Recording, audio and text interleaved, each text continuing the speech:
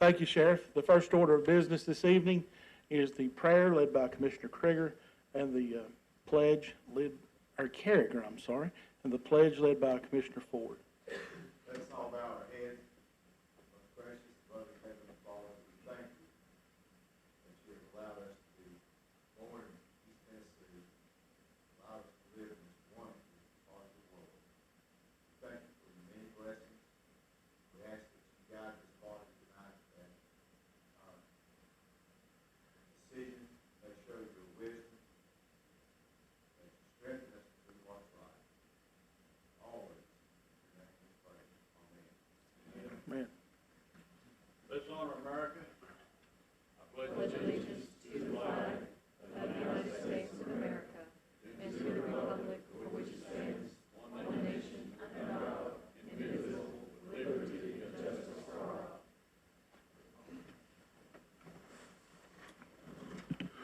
Thank you, Sheriff. Right, our next item is our roll call. If you will indicate on the screen that you are here.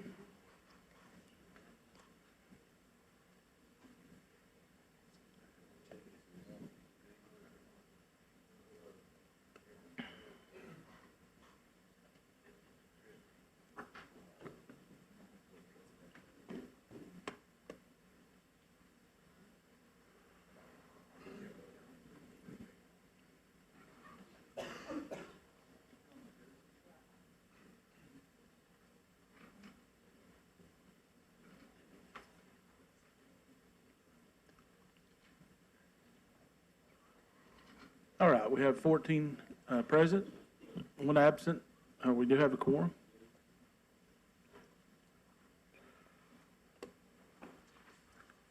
Our next item is approval of the agenda. Have a motion, Mr. Tester. Several of the resolutions tonight, 4, 5, 6, 7, and 9, were not distributed in their current forms with the exhibits attached, et cetera, in the required time frame prior to this meeting. So I believe in order to consider them tonight, we'll need to vote to suspend the rules. The rules require 5 days' notice. We didn't get the final forms of some of these until after that.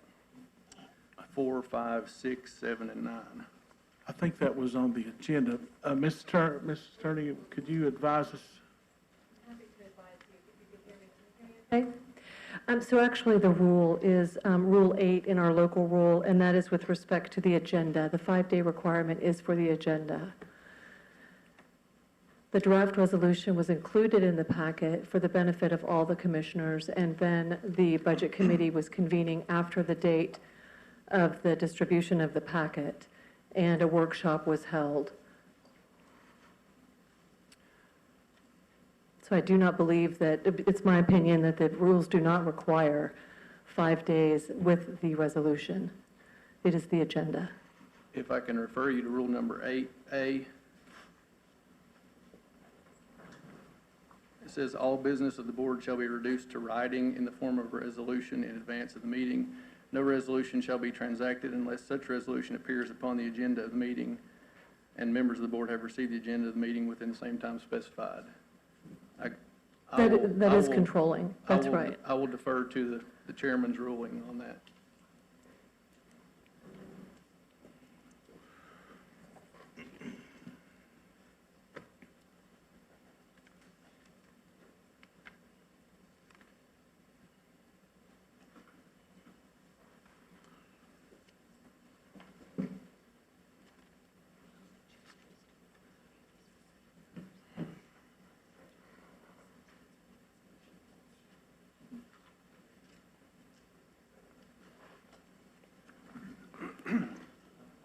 I would like to know the substance of what has been revised in the resolution from the time you got the draft copy till we arrive here this evening.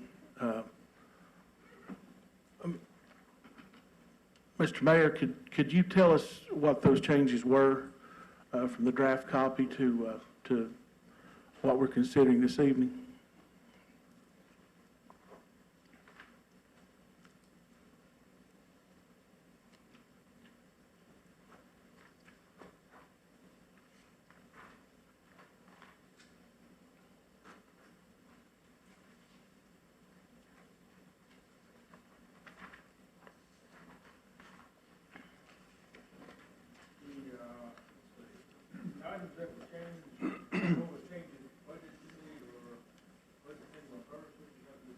Yes, sir.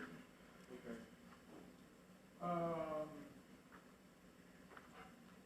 What I believe to be true, in the sheriff's budget, part-time personnel, 54,110,140, changed from 20 to $30,000. 54,110,307, which changed to 135, and I believe it's 110. And 54,110,355, changed from 15,000 to 20,000.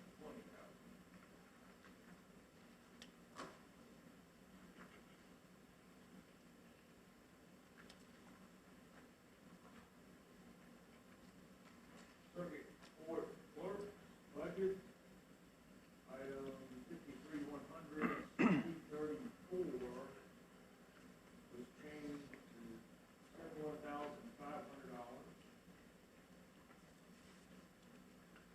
53,100, 349, was changed to $7,500.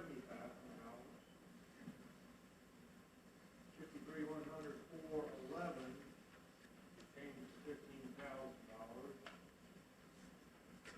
53,100, 435, was changed to $15,000.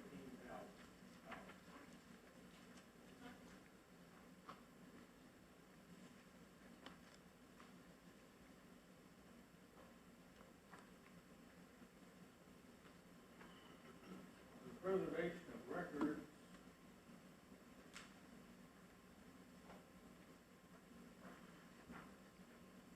$51,910,599, was changed from 5,000 to 1,000. And 51,910,399 was added, other contractors and services for $4,000.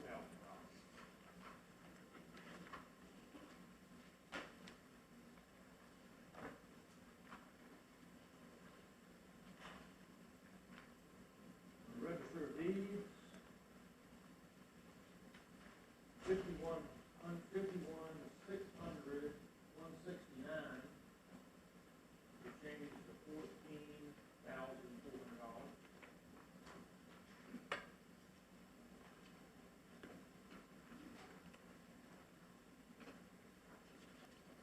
$51,600, 351, was changed to $2,2700.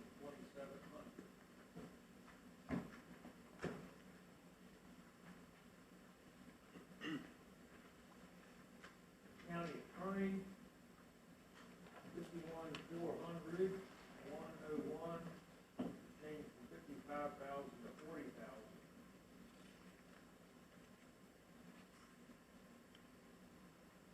$51,400, 331, was changed from 88,550 to 100, was changed from 120,000 to 135,000. 51,400, 331, changed from 120,000 to 135,000. Those are the ones that I have. I think that's all. Okay.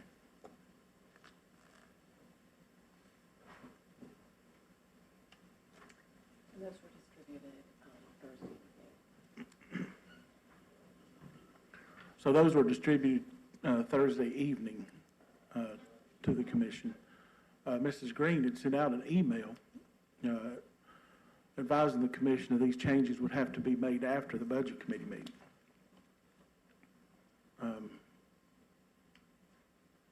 If they weren't made afterwards,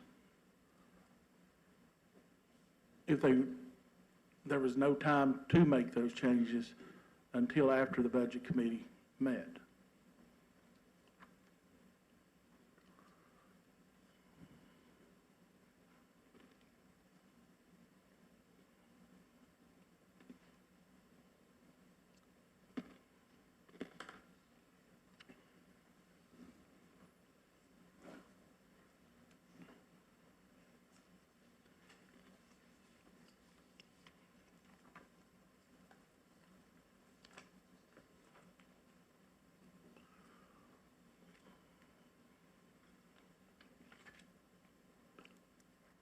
So is it the will of the commission to vote on to suspend the rules? To hear these items? Thank you. Motion made by Commissioner Harris, seconded by Commissioner Light to hear these items on the agenda. Discussion? Call for the question. Question's been called. Madam Clerk, if you'll switch us to the voting screen, please.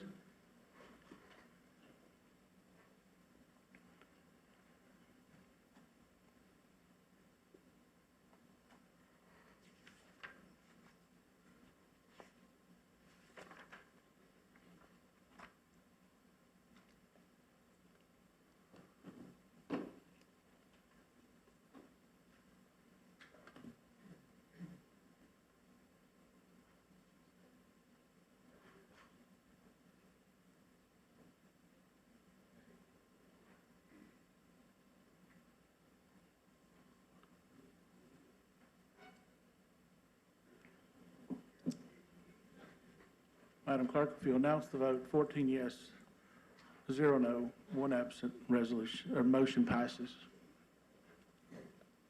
Or the agenda passes. Next item is the public comments regarding agenda items. We have two speakers this evening. Chairman, did we approve the agenda or approve the motion? I'm sorry. Suspend the rules. Did we approve the agenda or did we just approve the motion to suspend? I'm sorry, we just approved the motion to suspend the rules. I'm sorry. All right, let's go back and, did you want to offer a motion to approve the I'll agenda? make a motion to approve the agenda. Thank you, Commissioner McAllister, seconded by Commissioner England. Discussion? Call for the question. Question's been called. Madam Clerk, if you'll switch us to the voting screen, please. Go ahead and cast your vote and lock it in.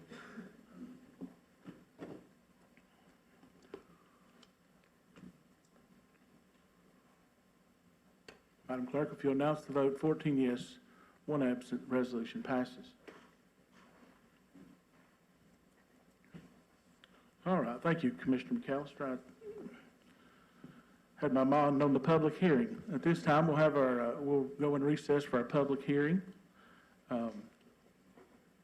If you're here to speak for or against a pending rezoning, we'll have a separate time for you to do that. This is only for matters appearing on the agenda. Each person tonight will receive 3 minutes to come forward to the podium when I call your name. If you'll give your name and address to the clerk, please.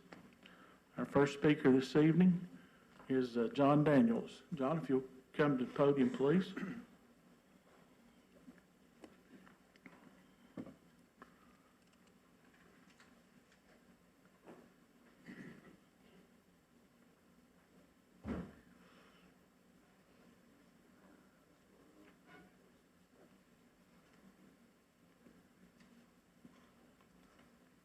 My name's John Daniel. I live at 295 Douglas Shed Road in Gray, and I'm here to speak on behalf of the medical examiner budget. I've been involved in it since 2010, actually with Chairman Mattingly when I was a reserve officer with Washington County. At that time, the Sheriff's Department did the medical examiner, which was a conflict and also against the state statute because it had to be a medical involvement. So in 2011, I went to Mayor Eldridge. My recommendation was to move it to EMS and let them all be deputy coroners. Then that way it would take care of it.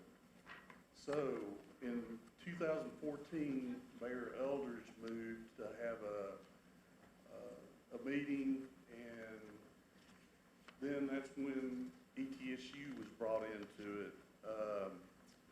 Dr. Klein and ETSU. And of course, the first resolution there was when you all actually approved ETSU to take over. Our budget at that time was $135,000, and we had 40 autopsies a year. So once that was approved, you can see that it went from $135,000 to $911,000 for ETSU alone.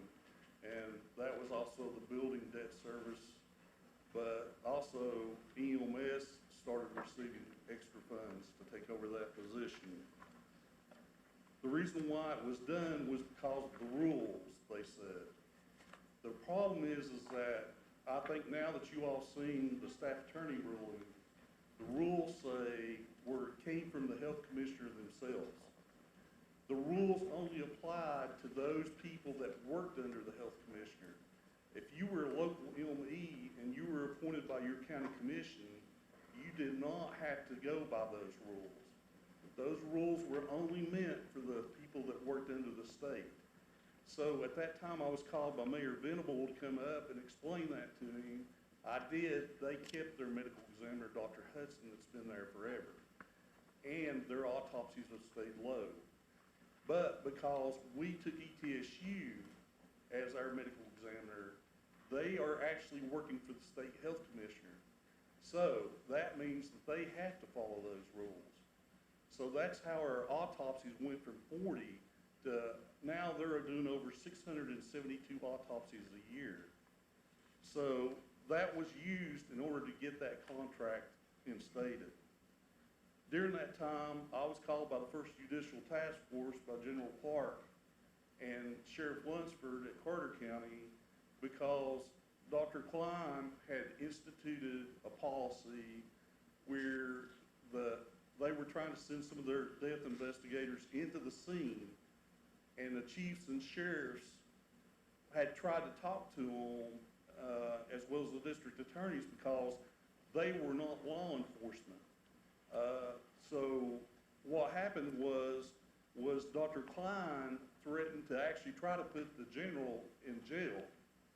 So he called in a meeting of the First Judicial Task Force, which I was in, and called in our legislators to try to convince our mayors to change this.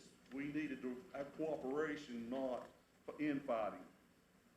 So you can see General John? Clark's letter. You have reached your 3 Wow. minutes. All right. I appreciate you. Thank you very much. Yes, Commissioner Edens? I would like to extend this time Okay, and hear what he has to say. all right. I'll give him an additional. How long do you want me to? Well, in light of what we're doing and what we're getting ready to vote on, I'd like to hear everything he has to say. Okay. Be fine. Me personally. All right, thank All you. right. Is there any objection to that from the commission? Objection, and this is great information, we should have it before, and if we extend this, you have to extend it to everyone, not just one person, so unless we're prepared to extend it for everyone, that's not equal. It's not equal time, it's not equal subject, and that's what bothers me about extending it for one person.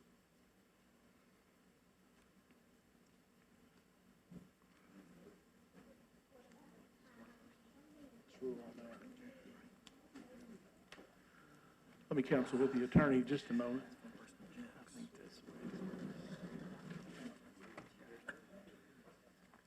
I got to keep these rules handy, aren't I? That sounds right. Any one time here, actually, that's not covered in our. It's hard to say 9 years in 3 minutes. I think, I do, in speaking with the attorney, it would be better if we did extend Mr. Daniels' time, it would be for a set amount of time for an additional 3 minutes. Do I have to make that request at the time also? Yes. If anybody objects to them continuing, then we vote on it. Is there an objection for 3 additional minutes for Dr. Daniels?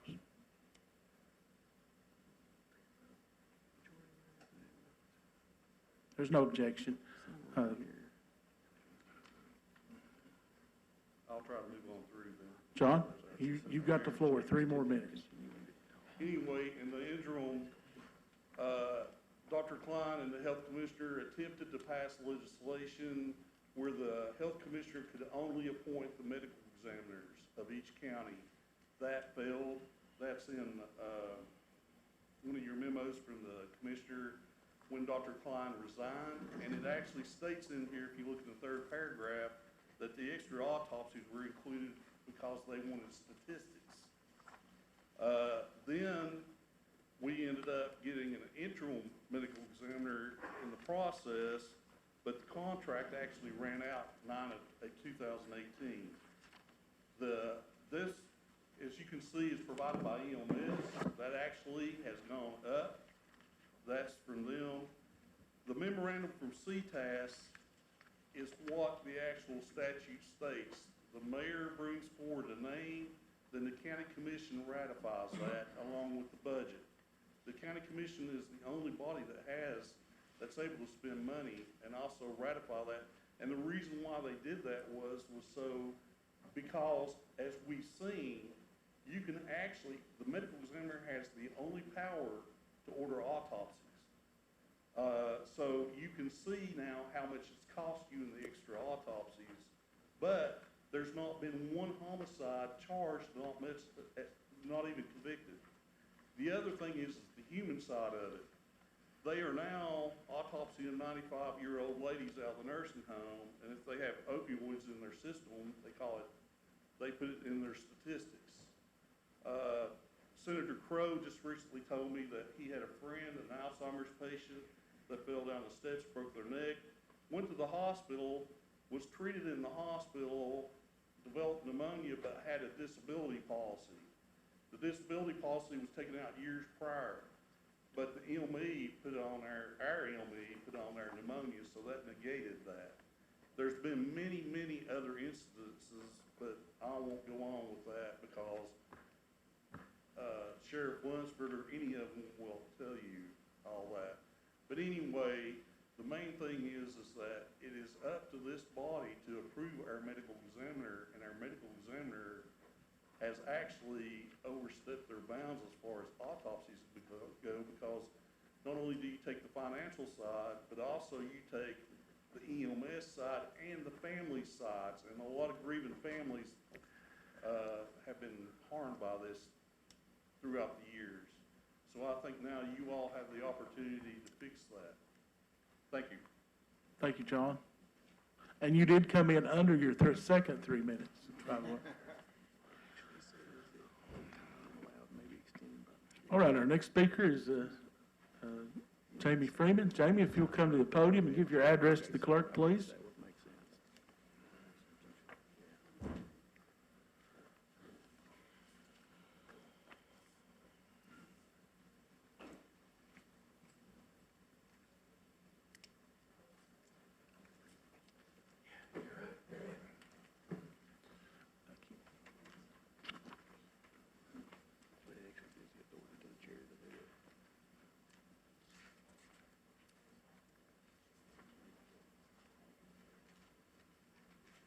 I'm Jamie Freeman. I live at 1389 Highway 107. I'm speaking as an individual. As you know, I'm a teacher in Washington County Schools. What I have is an outline that relates to both the school budget and the county budget. And as an old history teacher, I teach history and Appalachian studies and economics, so I decided to kind of set the tone with facts. I've got facts I want to put out here tonight, and I want to start with some East Tennessee facts. The Emancipator, that was a newspaper, or published and edited by Elihu Embry, right here in Jonesboro. Quote, especially designed by the editor to advocate the abolition of slavery. It was the first periodical in the United States dedicated to abolishing slavery. Washington County, the next topic, Washington County, Jonesboro, and Johnson City.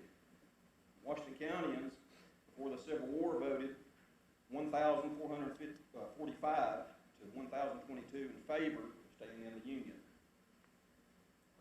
The Herald Tribune is the oldest continuously published newspaper in Tennessee. Johnson City, a native and attorney, Leroy Reeves, designed the Tennessee state flag, which was adopted by the Tennessee General Assembly in 1905. He's buried down there, just right up from Wild Wings, if you ever want to go see his grave. On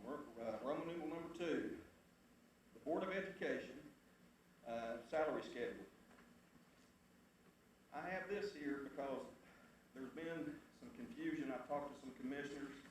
I've been watching it in the press. And there's an assumption that all teachers receive state mandated step raises per year. If you'll notice, I've got a salary schedule on there. There's no step raises between year 6 through 10. There's no step raises 11 through 19. So I wanted that to be out there publicly for any misunderstanding or misinterpretation, because I've been told it's like we're getting a double pay raise. We get the step raise, plus we're getting the 2%. So I want to put that information out there. Plus, a step raise is kind of like when you're in the military, like a time and grade pay rate. I wouldn't consider it a pay raise as such, in my personal opinion. I broke my rule of facts. Social studies textbooks.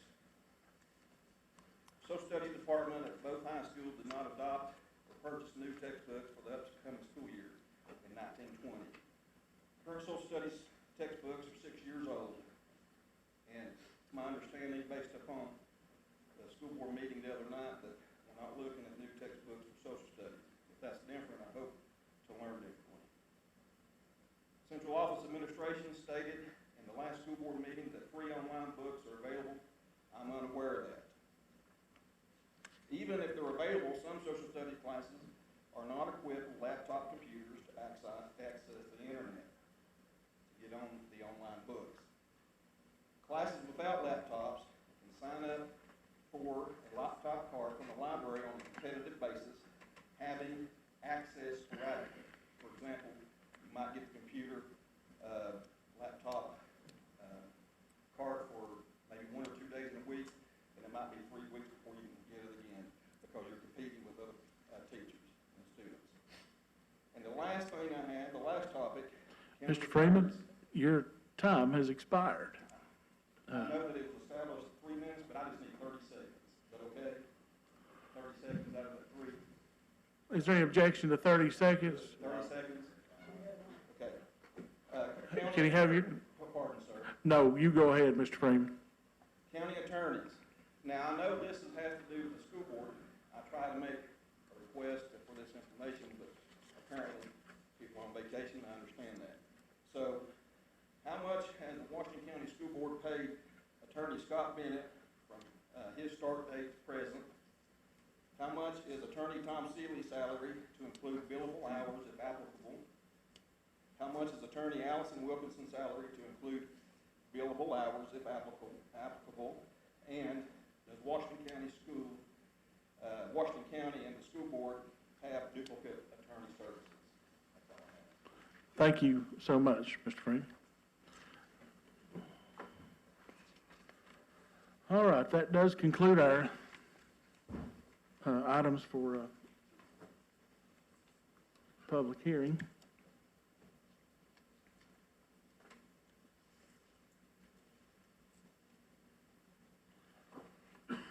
We'll go ahead and move in while we're in recess. We'll go ahead and move into a public hearing for rezoning. Our first rezoning this evening is a Mr. Grant Coleman, a parcel of property in the 5th Civil District, A1 General Agricultural District to the B3 General Business District. Is there anyone here to speak in favor of that request?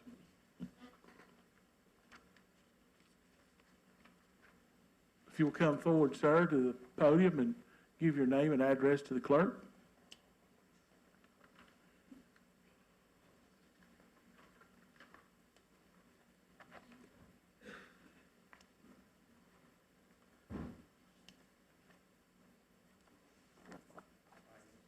Yes, sir. My name's Grant Coleman at 1785 Highway 11, East Jonesboro. All right. Are you in favor of the request, Mr. Coleman? Yeah. Okay. All right. All right. Seeing no comments, thank you very much. I appreciate you coming up, supporting your request. Anyone else? All right. Is there anyone here to speak in opposition to the request? Seeing none, we'll move on to the next rezoning. It's the PETW Partnership, a parcel of property located in the 5th Civil District, B3 General Business District to the A1 General Agricultural District to PRD 3 Planned Residential District. Is there anyone here to speak in favor of the request? Is there anyone here to speak in opposition? Seeing none, we'll close the public hearing and move back into general session. Ms. Charles, if you'll come forward and answer any questions that the commissioners might have about these rezonings. Ms. Charles is our planner.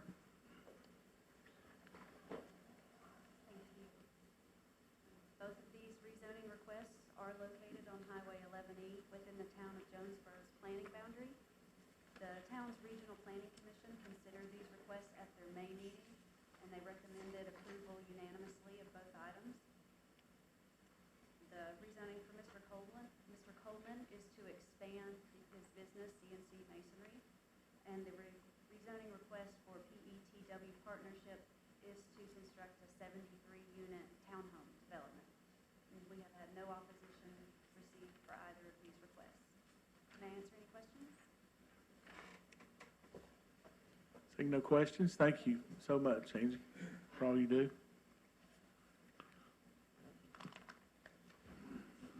All right, our first resolution is Resolution 1906-13. Is a resolution on the rezoning tax map 059 in the 5th Civil District, presently owned by Grant Coleman. Do we have a motion? Motion made by Commissioner Harris, seconded by Commissioner Wheeler. Discussion? Question's been called. Madam Clerk, if you'll switch us to the voting screen, please. Go ahead and cast your vote and lock it in. Madam Clerk, if you'll announce the... Now, if you will announce the vote. 14 yes, 0 no, 1 absent. Resolution passes. Next item is Resolution 1906-14. Is a resolution rezoning the tax map 059 in the 5th Civil District, presently owned by PETW Partnership. Motion made by Commissioner Fitzgerald, seconded by Commissioner Carragher to approve the resolution. Discussion? Call for the question. Question's been called. Madam Clerk, if you'll switch us to the voting screen, please. Go ahead and cast your vote and lock it in.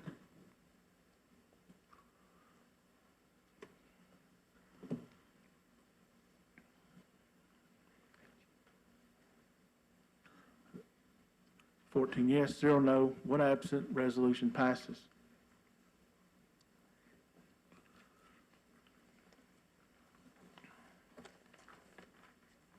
That will conclude our rezoning this evening. Our next item is to receive and consider the minutes for the May 20th regular meeting of the Board of County Commissioners. We have a motion.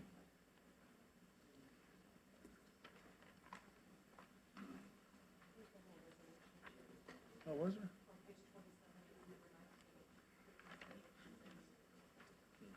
Oh, I'm sorry, I didn't see the fee schedule. All right. All right, our next resolution was the revised fee schedule, Resolution 1906-19, revising the zoning-related fee schedule. Discussion or motion?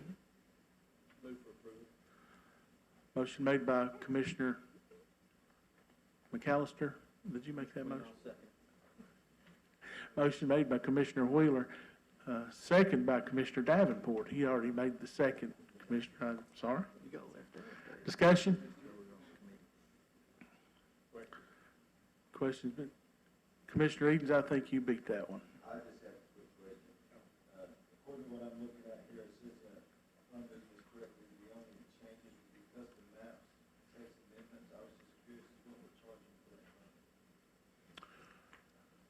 Angie, why don't you come on up and answer that question?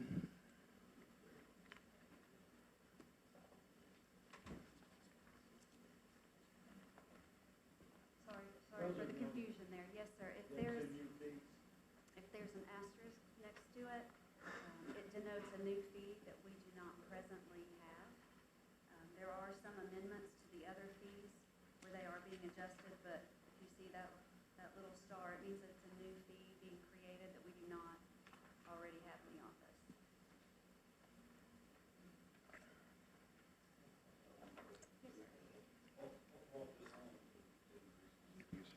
We have not looked at the fees in our office for many years.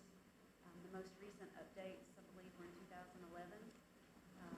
So what we did was we've spent the last year looking at the surrounding areas and the state's fees and compared that with today's costs, such as publishing public notices and such, and just reevaluate to bring us in line with our neighbors and with what the state is requiring.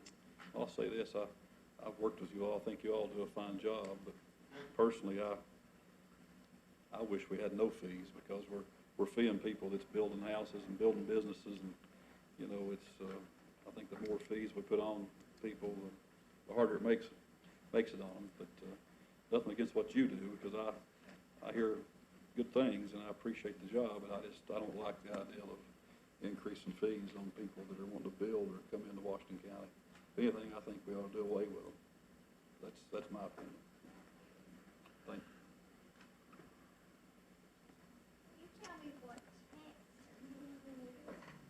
Yes, ma'am.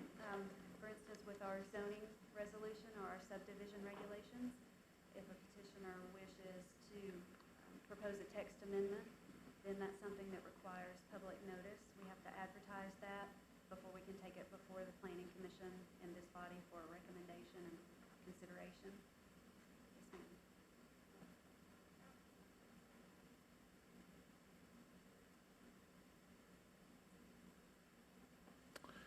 Any more questions for Ms. Charles about the fee schedule? Thank you, Angie.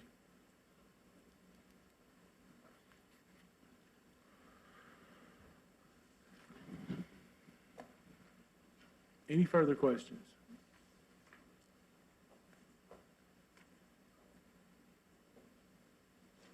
All right, I think we had a motion to call for the question. That was you, what, Commissioner Carriger? Call for the question. Madam Clerk, if you'll switch us to the voting screen, please. Go ahead and cast your vote and lock it in.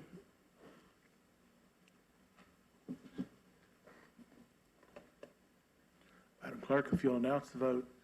9 yes, 5 no, 1 absent. Resolution passes.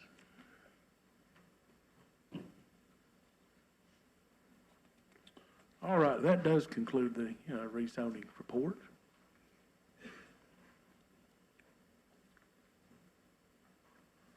We will be back to receive and consider the minutes from the May 20th, 2019 regular meeting of the Board of County Commissioners that was previously mailed.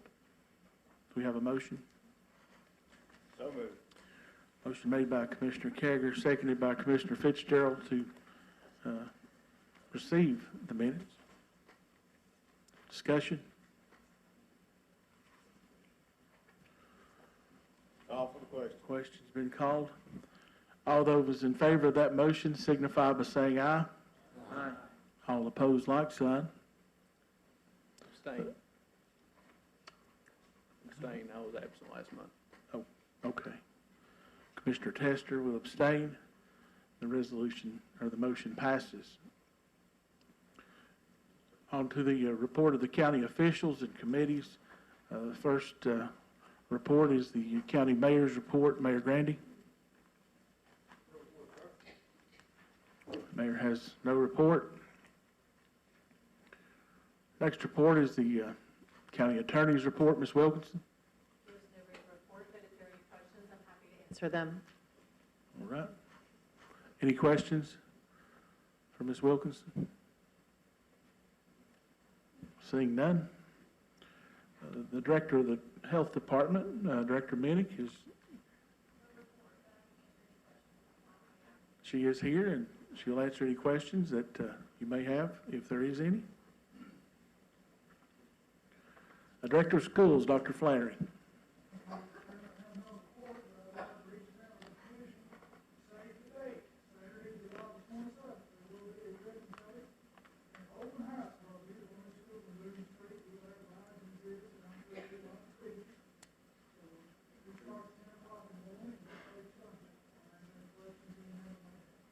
All right, any questions for Dr. Flannery?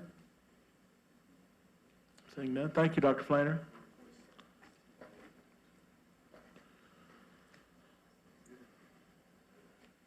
All right, the Beer Board Committee, Commissioner Malone. Yes, you'll find the minutes on page 30. This was actually a special called meeting, and I was unable to attend. Commissioner Carragher filled in my stead. Thank you. One beer permit was approved. Any questions? Seeing no questions, thank you, Commissioner.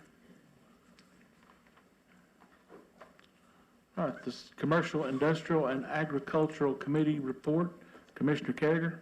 Thank you, Mr. Chairman. Take a couple of comments on our CIA committee minutes. In there, we had some discussion about the election commission was looking to purchase a new building.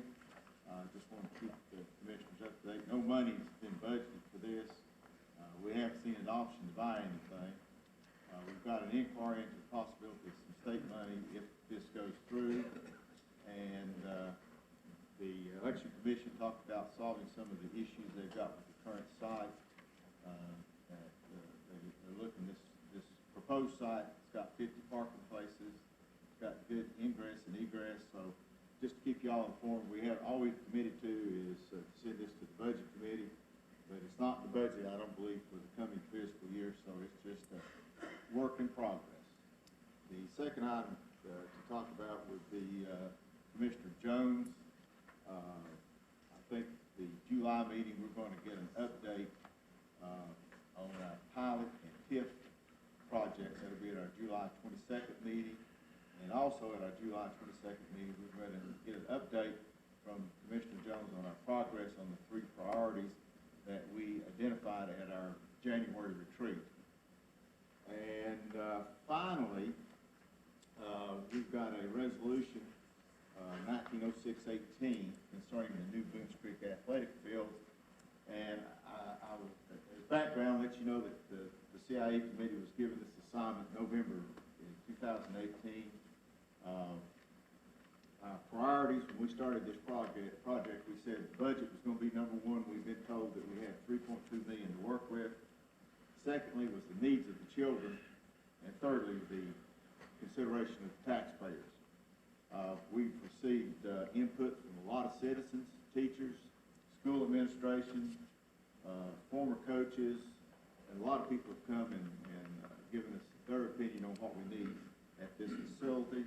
I think the new school opens August the 1st, I believe, and they've got August 5th, and I was out there today, and they've got a lot of work to do to get it ready for the kids. We've been told, I was told that it would cost $100,000 to bring the heavy equipment back in to the construction site if that construction site, if the equipment's moved off the site. So what we're trying to do is we're trying to come up with a resolution that allows the project to proceed with moving dirt, installing drainage and underground utilities, shaping fields, and sowing grass while the contractors are at the site. It allows us to spend time on the possible future improvements such as softball, baseball, soccer, football fields, restrooms, a walking trail, lighting, and maintenance of the facilities out there. So what we're asking for is money to where we can get the dirt, get the drainage in, get the utility stubbed in, and get some grass sowed. And then later on this year, the CIA committee will take a look at what additional things we want to do out there concerning restrooms or whatever else we might want to do, lighting, whatever. I'll be glad to answer any questions on that at this time. And Commissioner Harris is on our committee, and Jones is not here, and Commissioner Tester and England Any comments y'all wish to make?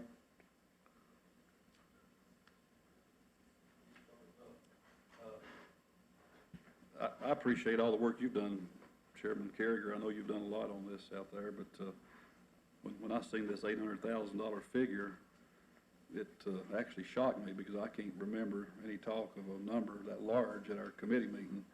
And I went out this weekend as well, and in this resolution that we have, it says, you know, that I guess Burwell Construction's out there working, and they've got equipment out there. And I went out and looked, I didn't see one single piece of equipment out there from Burwell. And so what I hate for us to do is spend this kind of money. I think it's gonna hurt what we really wanna do out there. I think we can do this for a lot less. I don't know where this numbers came from, and I don't know if Mr. Weems, I don't even think he's here tonight, but, I think Mr. Yeah. Burleson's here. Mr. Burleson, any observations or comments? I think it's just an outrageous number, from what I can see.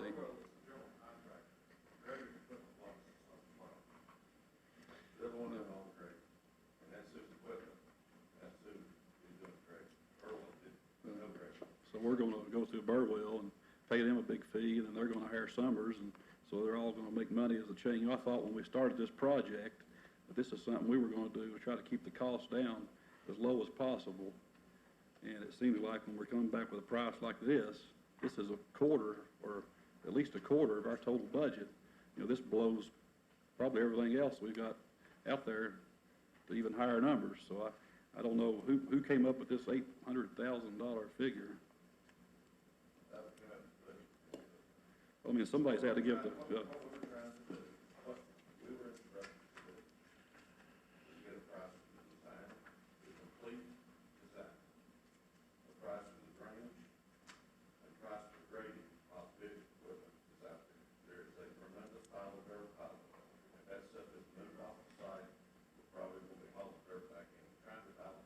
why would we haul the dirt off, period? I mean, the dirt's ours, so why would we haul it off?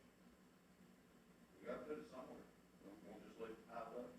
Well, I mean, the dirt's ours, it'll be there, but who told us they would charge $100,000 to move equipment back? I took a contractor out there yesterday, and he said that was ridiculous. The $100,000 was the equipment was moved, and that dirt was sitting there was pushed off the site and hit the back. I just, you know, Mr. Chairman, I'll say this, I'd like to say I appreciate what you've done. I think we've worked hard as a committee to keep these costs down, but I think it's obvious, I don't know who, but somebody else I don't think has our same goal on this project to keep the costs down. That's my opinion. Well, I guess this has come through the committee, and Commissioner Harris, I don't know where you get your knowledge on what it takes to move dirt and stuff around, but I've been around a lot of it. I'll pass on that. What we're trying to do is we're trying to keep this project moving. We're trying to have the children have at least something other than piles of dirt out there when they get into school this fall. And what we want to do is at least get the grass in, the drainage in, get the underground utilities put in to where, you know, growing season's coming up this August with the rain and everything, get some grass in there. What we're hoping to do is get all that done, and then we'll come back and revisit if we're going to spend any more money. But I think it's, we've looked at this thing, we've talked about it, and I think it's come down to the time to vote. Are we going to do something for the children, or are we going to give them a big old mess out there to deal with? About going and doing all this, is already grass. It's already seeded, so. I was out there today, and there's a lot of mud out there, a lot of dirt I piled didn't up. see any mud in the area where the field is. I seen a lot of dirt piled up, Yeah. which is our dirt. I don't know why you'd ever haul dirt off to start with. That would be silly in my opinion. If I Commissioner. may, Commissioner Ford, I think I seen your hand up. I've got two questions. Number one, the $800,000, will it come from the $3.2 million that's allocated for that project? Yes, that's my understanding. Number two question, is it been bid out?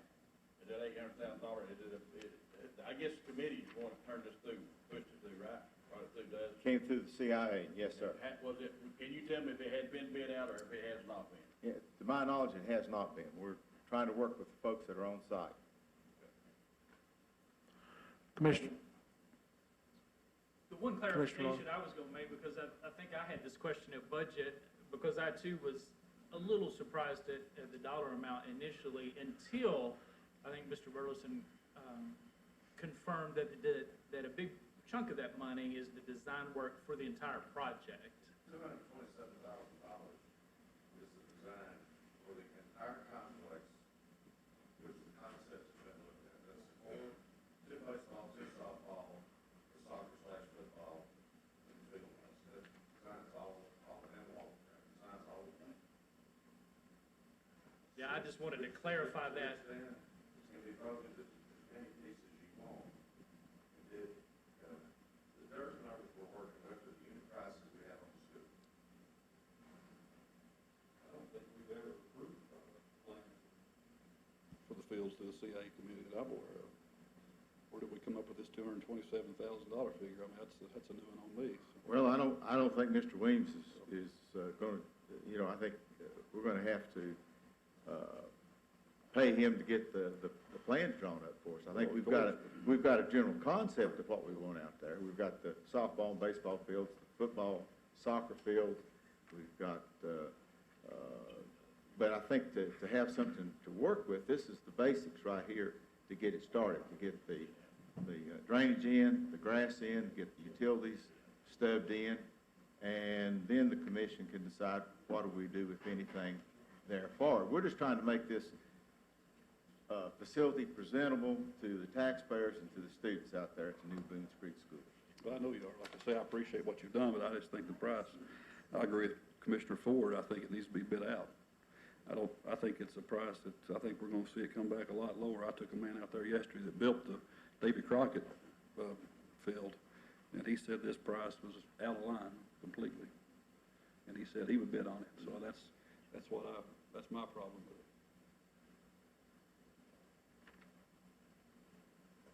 Well, Mr. Chairman, this comes from the CIA committee with a motion for approval. All right. Do we have a second? Second. Seconded by Commissioner Ingram. Discussion. Commissioner Tester. Mr. Chairman, my employer is currently serving as the school board's architect, so I'm going to abstain from the vote on this resolution as well as the following one and recuse myself from the discussion. Thank you, Commissioner. Commissioner Ford? I just wanted to say that this is a considerable amount of money. And I appreciate you for all the work you've done too, Mr. Carrier, just like Commissioner Harris has. I just wonder if it would be not prudent to put this out for bid. It's a government project, and if I'm wrong, just somebody tell me I'm wrong. If there's no way we could, tell me we can't. Well, I think, Commissioner, our thinking was that we would like to have this presentable when the kids go to school in August. I think we felt like that we had the construction equipment already there, and that, our thought was it was prudent to proceed to get the dirt moved, get it sloped the right way, to get the grass seed on, the grass growing, and to get the utilities stubbed in to where, we could take a look at what we've got and how we're going to deal with it in the future. Are we going to put the softball, baseball fields in, the soccer, football, are we going to put the restrooms in, the walking trails? There's a lot of things that we've discussed, but we felt like time was of the essence, and that with the August opening date, we needed to do something. Commissioner McAllister? Commissioner Carey, you may have, and may just repeat yourself, you may have already said this, but this 800,000, I read this, it says not to exceed 800,000. What all does that does it include the design fee, moving the dirt? 227,000. And, moving the dirt that's stacked up out there, and getting the grass seed sown, getting the drainage, the possible electrical for the lights out there, getting all that stuff stubbed in. We're not committing to, putting lights out there, but we felt like it would be smart to go ahead and have it in rather than come back and dig everything up to put the drainage and the electrical and stuff like that. Mr. Burleson, do you have any comments on that? You're the professional. Okay. So this concept of in the packet, is that old or is that just a suggestion? It's called overall site plan. That's Weems. That's the concept, now, it's got the four fields and Track. the ball soccer, the track. Yeah. That's the concept. But that has nothing to do with the design. That's all there is. Okay. Mr. Chairman, could I say something as well? You know, Yes. if we spend $800,000 doing this, there's no way we're gonna be able to build this, I can tell you that. And, another problem that I have with this, after I've looked into it further, and the county attorney may be able to help on this question, you know, the school is what's being built now. And that's where this, company, this Burwell Construction, has got a contract. From my understanding, the school is gonna be in the school system's name. The property where the ball field is going is gonna be in the county's name. So how can we do a change order from a job on the school site with no bids, spend $800,000 to go over and build a ball field that's not anything to do with the school? I mean, I think we're just looking for a lot of trouble. I personally, I don't see how we can do it. She may be able to answer, maybe I'm wrong, but that's my opinion. Clarification, there are two separate contracts, both of the Burwell, one is the school site, and one is the site. So they actually do have the contract to finish the site,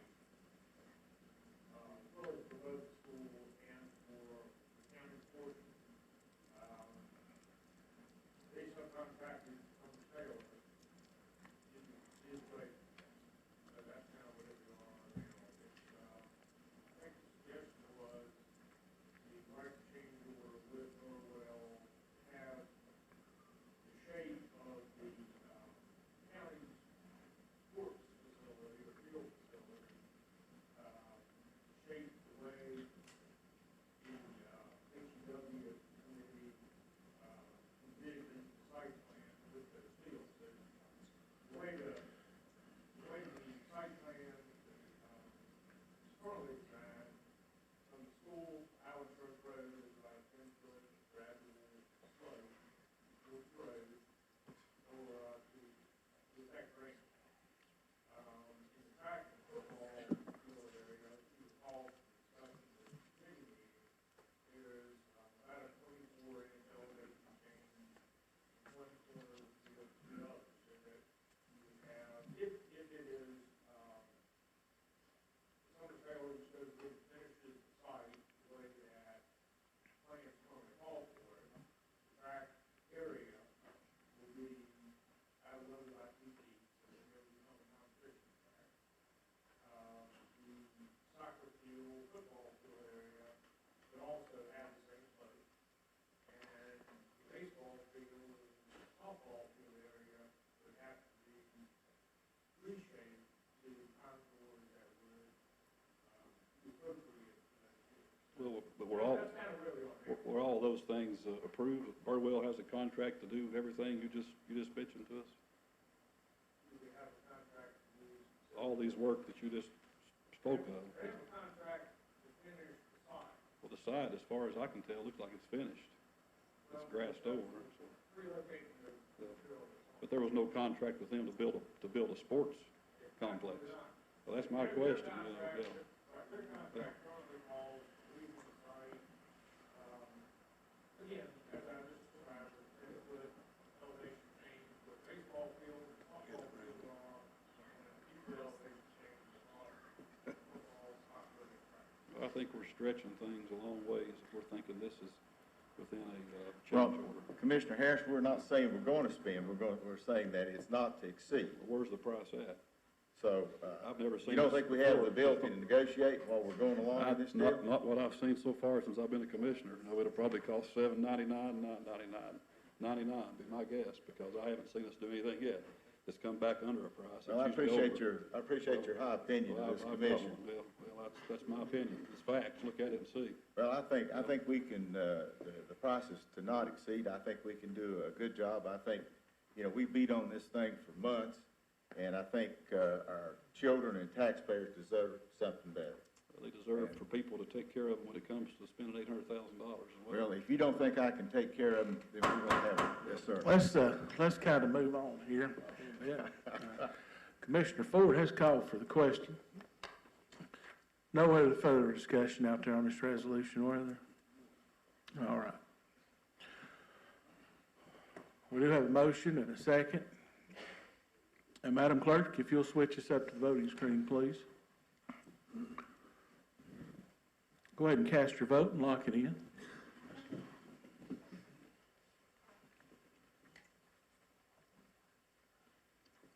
Madam Clerk, if you'll announce the vote. 8 yes, 5 no, 2 absent. Resolution passes. All right. Did you have anything else, Commissioner Carriger? No, that concludes the CIA's report, and we look forward to our meeting in August when we kind of take a look at how we're progressing on our projects. All right. All right, our next report is the Health, Education, and Welfare Committee. Commissioner Edens. Thank you, Mr. Chairman. Commission can find our minutes from our last meeting on page 36 of your packet, along with all the attachments that came out of that meeting. If there's any questions for me, I'll be happy to answer them either now or after we go through the amendments. If not, I'll bring the first amendment, which is resolution 190602. It's a resolution for the extension of the purchase agreement in the McCoy property for, I think it constitutes 6 months at $777,900. That will require a motion.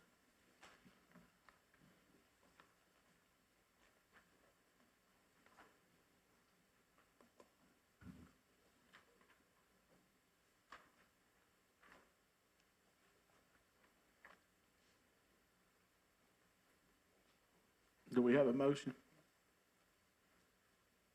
So moved. Motion by Commissioner Wheeler to approve the resolution. Do we have a second?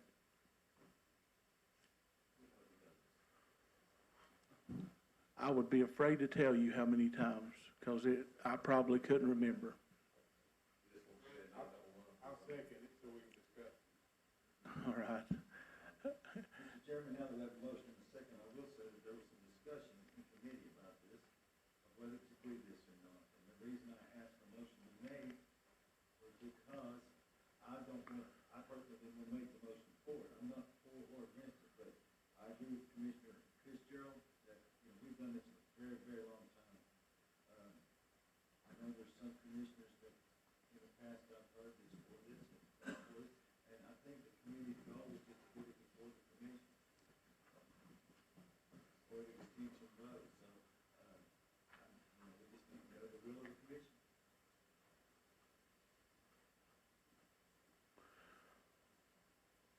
We're fixing to find out the will of the commission here in just a few minutes. Commissioner Wheeler? I guess since I made the motion, I'll speak on behalf of it. We don't know what's gonna happen with the Jonesboro School at this point. I would just look at it as keeping our options open. That does not mean we're buying it for that price. I personally let Mr. McCoy know that, I think we gotta see a appraisal of the property.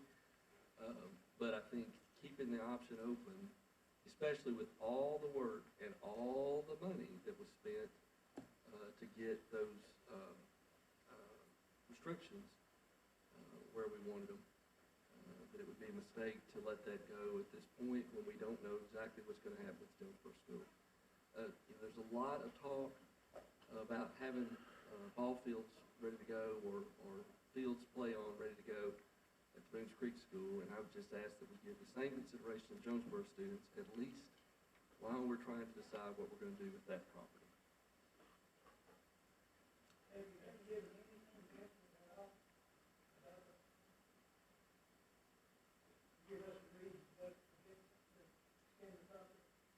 Anything definite from, no, you know, as far as I know, the thing we've asked for is for them to consider the task force.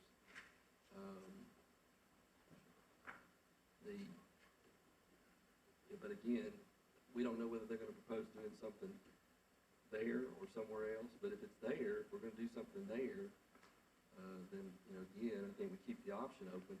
Even if we renegotiate the price, it'd be a shame to have to go back and start over again with Lowe's.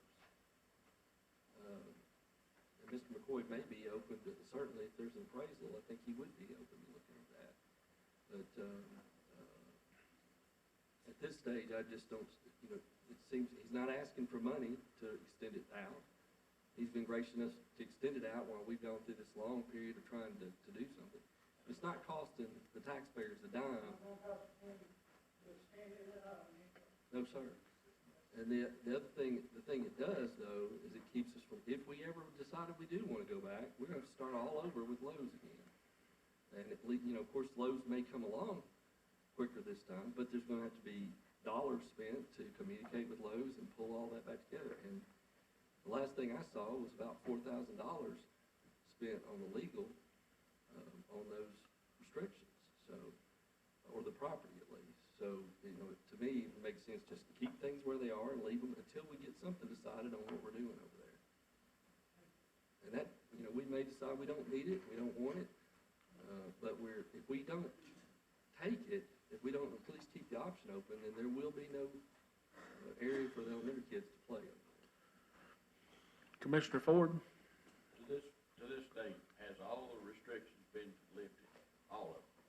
My understanding is there are restrictions about it being sold for a direct competitor with Lowe's, a hardware business. I want, before we, I know we're not voting on that tonight, just attention, but I just want to know about those restrictions before we ever get to that point of vote. And I want to make that known in this meeting tonight, but we know before we actually do it. So That we see the actual we actually agreement. see it, Yes. And I don't know, what's been reported to the committees is that that's where we are, is that it's, you know, there is a restriction still, if it's sold down the road, that, for instance, there's not gonna be, an Ace Hardware there, there's not gonna be something that's in direct competition. You'd find that in a lot of developments when you put an anchor store in, that they're gonna restrict the development of the rest of the parcels. Commissioner McAllister? Yeah, I'd just like to kind of reiterate what Commissioner Wheeler said. I mean, it is keeping our options open. That's the only thing. We've got, I don't know how many times we voted on this, and I'm like everybody else, I'm probably getting a little tired of this, but we're keeping our options open on it. It doesn't mean, because I've had my thoughts on whether we should do it or not, but it doesn't cancel it out. And again, I'm just worried about the McCoys, if they want to obviously I guess they're in agreement to keep this open. Yeah, I wouldn't work, I agree. Yeah, but, you know, it doesn't cost taxpayers anything, just keep options open. And those are my thoughts on it. Doesn't mean we're purchasing it. Commissioner Harris? They don't make any more property, and I know property's value and where's that next to the school, but, you know, my issue all along has been this price. And, I don't know if the McCoys are here tonight or not, but, you know, when we're saying that we're gonna go another, extension at a price of $777,900, I would think that that's what they feel like, that if we buy it, we're gonna pay for it. So, you know, I don't have a problem with renegotiating, but I don't think we should keep continuing something that, I don't know how many people in this commission feel like that property's worth that, but I sure don't, and if that number stays there, I can't vote for it. The restrictions, from what I understand, is nothing could be sold on that property that Lowe's sells in their store. So, to me, that lowers the value even more of the property if we had to sell it as an asset. Lowe's sells a lot of things, and that property doesn't face Highway 11E. I think it would be valuable for the school, but not at this price. And I don't know, does the McCoy family, I didn't negotiate this, I guess the mayor did, but, you know, why would they come up with a price and then say, well, we're extending this price and then negotiate? I think we should negotiate before we go forward with an extension. I think we're doing it just backwards. I think that Commissioner, Mayor Eldridge, actually, it goes that far back, had negotiated this price to some degree. I was out the last Hugh committee meeting. The school board did come to the meeting and say they wanted to reaffirm this number. We had no report from the school board at the last meeting. From Washington County Department of Education, there was no report given. So this just come, This came up from the attorney's office on the attorney's request that this extension was running out, and that we would have to exercise an option to, 6-month option to continue this extension, or it would just simply go away. okay. Some, like I said before, some of the questions in the committee was, you know, what does it do to it? Because if we go out, go away, it's been there so long. We all know we're not paying anything on the committee because, we've done this for, I'm gonna say, you correct me if I'm wrong, but I'm gonna say close to 3 years. I'd say I that's, feel like we've been extending this option. And I do agree, and it came up in committee, but one of our committee members about the price. You know, you gotta look at, one of the commissioners asked about the other side of extending it for 3 years at this price. You know, it kind of felt like maybe we were the only ones, you know, for them to be at this price. I don't know. You know, why would they want to extend it for 3 years if they could sell it? Maybe it is a good idea to negotiate first. Maybe this price is, I don't know what the appraisal is, I don't think anybody in here does. Maybe it is prudent and smart for us to get an appraisal and negotiate a price. Commissioner Carriger? Mr. Chairman, I guess my question is, what do we hope is gonna be different if we extend this thing 6 months? What do we hope is gonna change? What's gonna be different? I guess that's one of the questions I had, but Commissioner Wheeler, you go ahead. I think the thing we would hope would change is that we have a plan on Jonesboro School, and just determine whether or not we need this property for that plan. And then, you know, it looks to me like we might be better off negotiating when we know that whether or not we're gonna need this property. Or at least when we have an appraisal. If we let this go, we don't have time, you know, we've talked about getting an appraisal, but I don't think anything's been done on that. But, the commission, and the last time we extended this, talked about getting an appraisal. If we wanna do that, I think we may need to be more direct about getting an appraisal done, before we let it go. If we think that, you know, and then negotiate, even before this extension runs out, we can drop it in the middle of it if we choose to. Would you consider amending your motion to have an appraisal within the 6-month period of time of the extension? Absolutely. Us doing our due diligence to get have him get the property appraisal for some way, in this 6-month extension, before this 6-month extension ends, we would have an appraisal of that property in North Value. Absolutely would. And that if, I'll even go further, if you're, say that if the appraisal comes in at lower than the option price, that, we ask that the mayor begin to renegotiate the option price for any further renewals. I think we're at least accomplishing something if we amend your motion to include an appraisal within this 6-month period. If we don't have that, we haven't accomplished anything moving forward with the meeting. I think that's an excellent suggestion. Yes. Well, it has to be the one we're voting on, so this one's gone. This one will be gone. We would have to extend this one. We'd have to extend this one for 6 months with the amendment of having an appraisal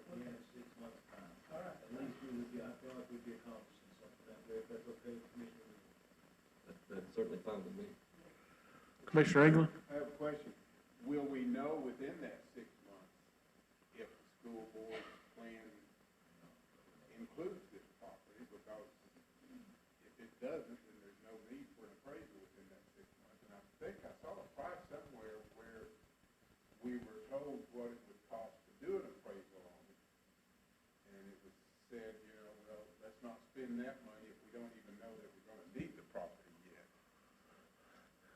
Yeah, that would be my suggestion. I am a proponent of an appraisal, but I don't want to get an appraisal unless we need one to do final negotiations and a purchase. No reason to get an appraisal right now until we know about the school board. So I'm certainly fine, I think, with an amendment to the resolution, but there's no, I forget the exact quote on the appraisal, but an appraisal on property like this could easily run $3,000, $4,000, $5,000. Commissioner Wheeler pointed out, we hadn't even bought this property yet. We've probably already spent $4,000 or $5,000 in legal expenses. I hate to add another $3,000, $4,000 or $5,000 on top of that until the point at which there's a plan and we know we're going to move forward to negotiate a final sales price. What if we did this? What if we made it, the moving forward on the appraisal contingent on if the school board comes back with a plan that Hugh approves that would involve the property? Then at that point, we go ahead and ask the mayor, get an appraisal before it's back in our court to look at exercising the option or extending the option. We'd have a dollar figured in about what it's worth.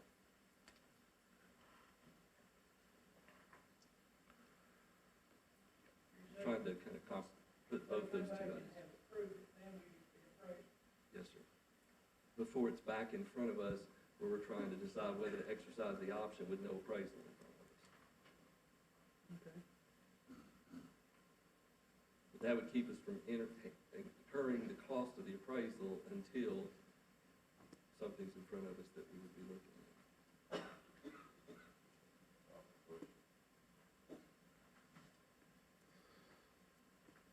Commissioner Ford, I'd like to call for the question, but I want to make sure our resolution's clear on what we're stating.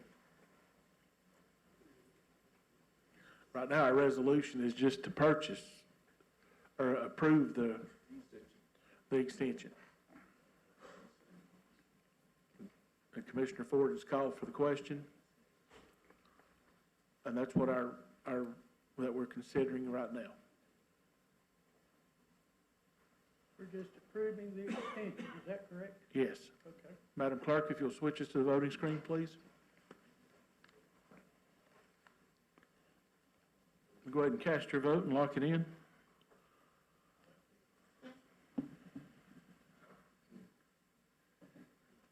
Madam Clerk, if you'll announce the vote, 11 yes, 2 no, 2 absent. Resolution passes.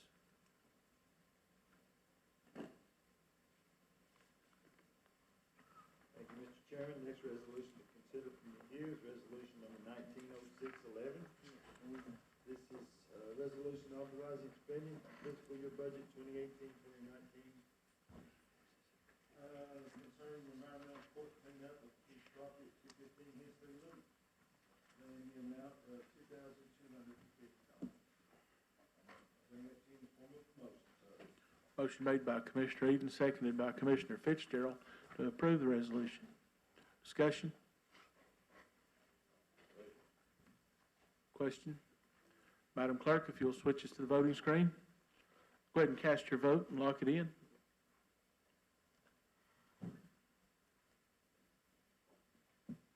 Madam Clerk, if you'll announce the vote, 13 yes, 1 absent, 1 abstained. Resolution passes. All right, Mr. Chairman, our last one is resolution number 190612. Also a resolution authorizing spending from the fiscal year budget 2019-2020. Environmental Court Administration cleanup of the property located at 198 Blackwood Creek Road. That amount would be $5,500.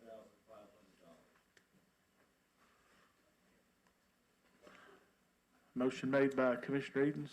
Did you make that motion, yes, Commissioner? Sir. Seconded by Commissioner Davenport to approve the resolution. Discussion?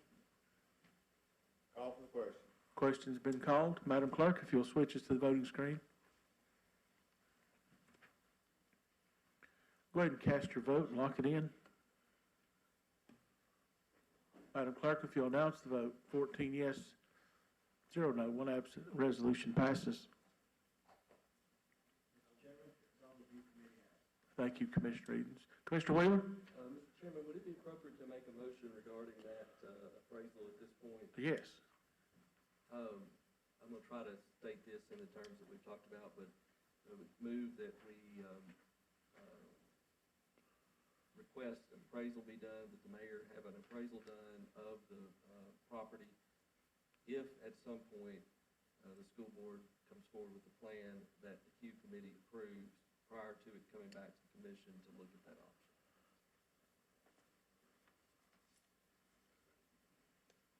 Motion made by Commissioner Wheeler, seconded by Commissioner Fitzgerald. Discussion of that motion?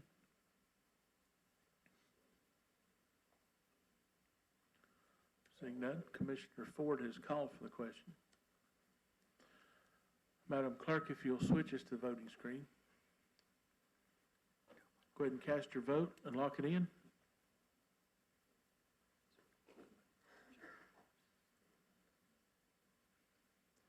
Madam Clerk, if you'll announce the vote, 13 yes, 1 abstained, 1 absent.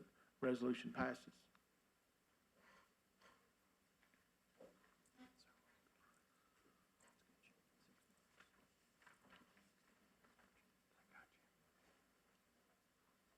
All right, next item is the Public Works Committee. Commissioner Davenport. Yes, you'll find the minutes of our meeting from June the 6th on page 64. Take any questions?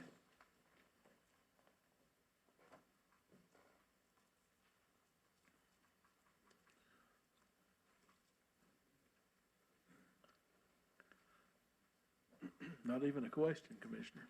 I think we're good. Thank you. Next. Next item is the Rules Committee.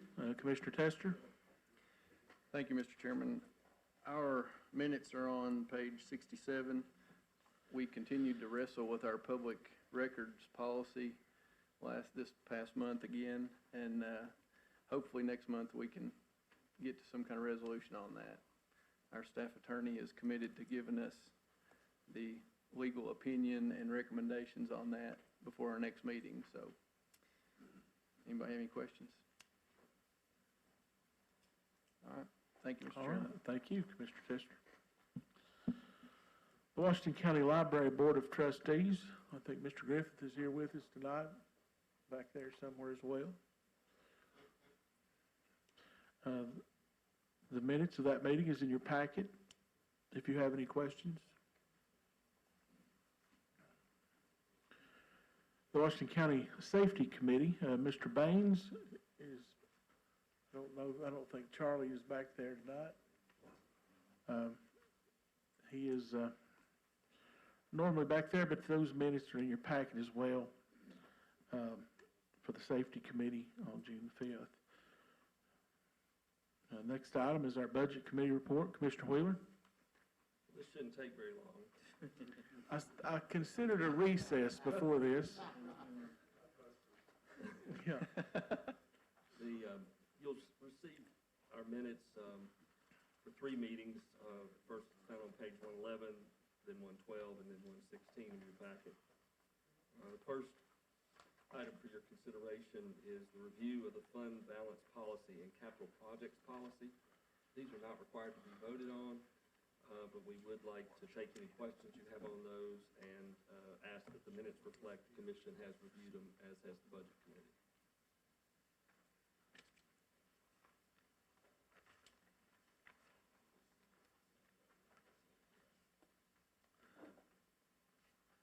Mr. Wheeler, I have a question.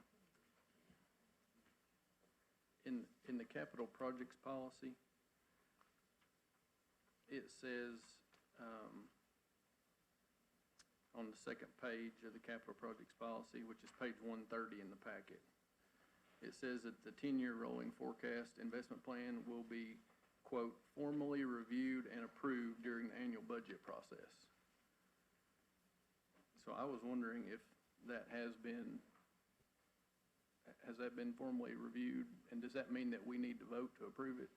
We looked at it, it's a 5-year plan, school capital needs don't go out any further than that right now.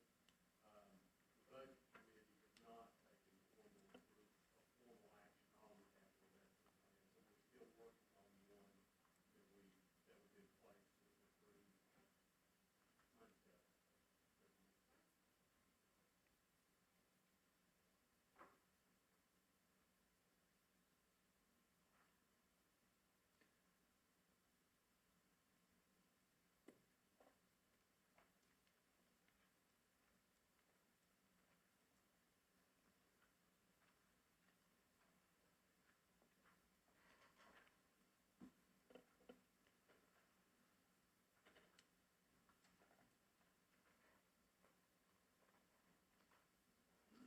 If anybody's trying to find that, it's the last 2 lines of the paragraph capital investment plan.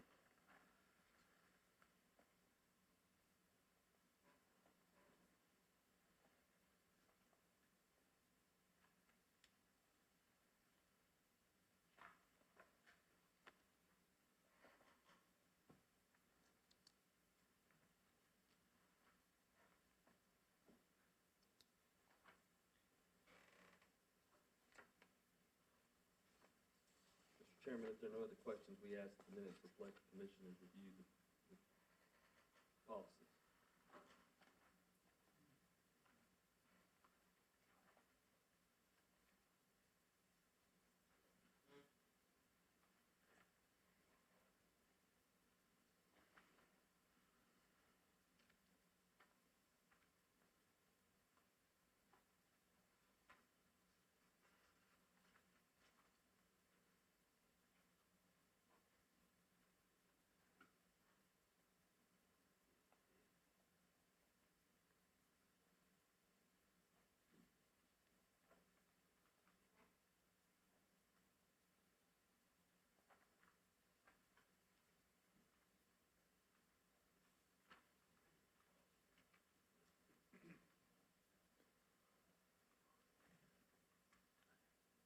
May the minutes so reflect.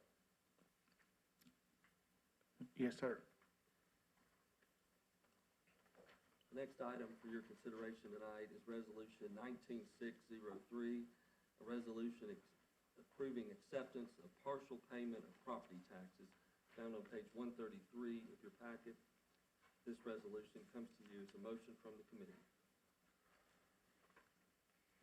Motion made by Commissioner Wheeler, seconded by Commissioner Malone. Discussion? Commissioner Williams? I just wanted to ask, when the partial payments, is that going to be due after the deadline or during the year leading up to the deadline of when taxes are due? That would be both. They can make partial payments ahead of time, or they can also make partial payments after they're due if they're past due.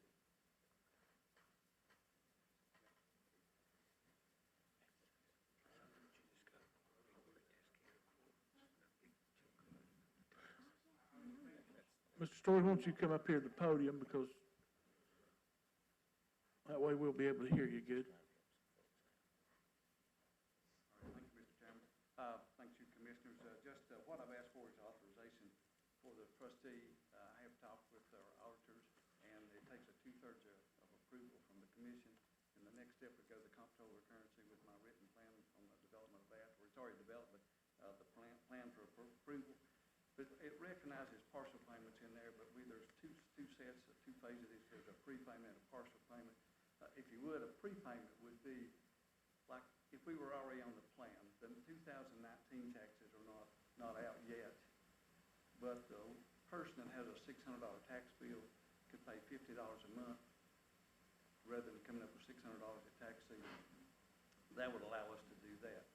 Now, if it's a prepayment before we get the tax on record, like as in my example in 19, that money paid would be put in a non-interest bearing account at the bank. We cannot own interest,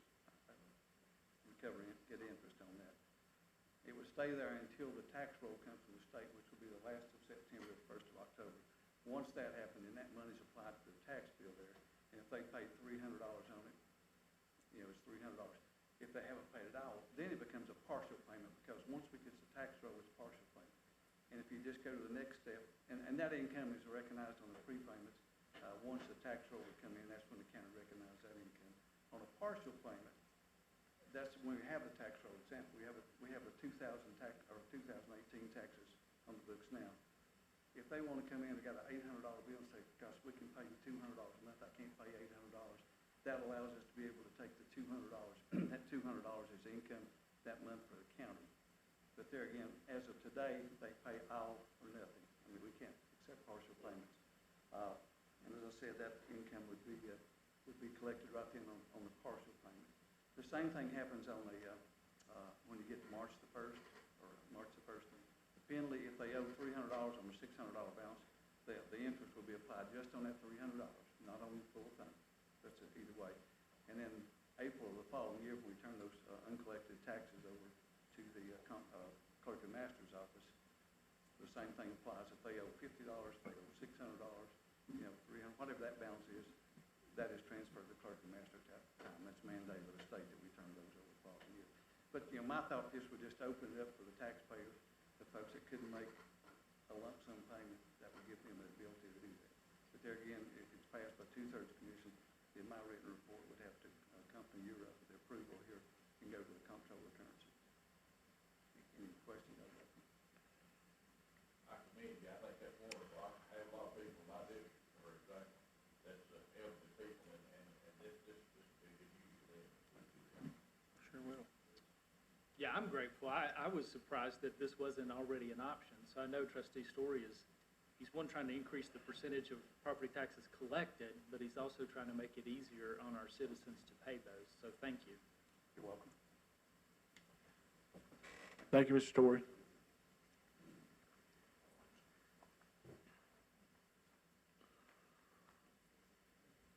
Is there any further questions? We have a motion and second.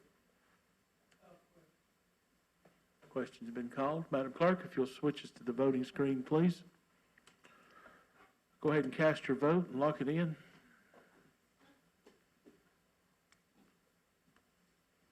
Madam Clerk, if you'll announce the vote, 14 yes, 0 no, 1 absent, resolution passes.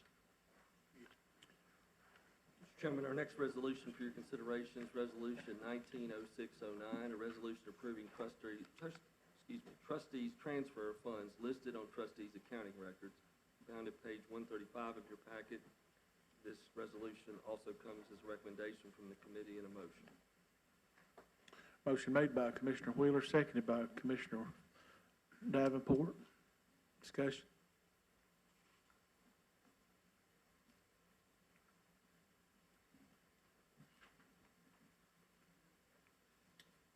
Call for the question. Question's been called. Madam Clerk, if you'll switch to the voting screen, please. Go ahead and cast your vote and lock it in.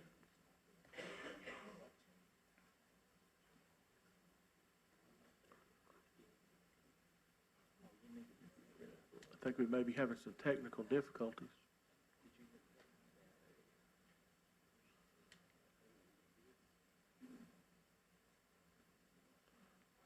I think Commissioner Wheeler made the motion.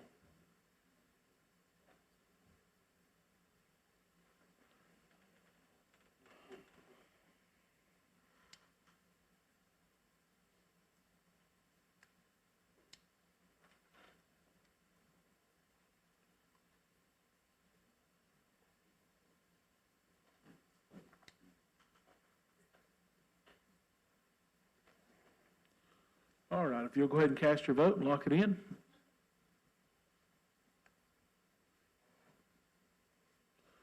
Madam Clerk, if you'll announce the vote, 14 yes, 0 no, 1 absent, resolution passes. Our next resolution is Resolution 190610, a resolution amending fiscal year budget 2018-2019 regarding Highway Department to cover overages in various line items, found at page 137 of your packet. This resolution comes as a recommendation from the committee and a motion. Motion made by Commissioner Wheeler, seconded by Commissioner Fitzgerald to approve the resolution.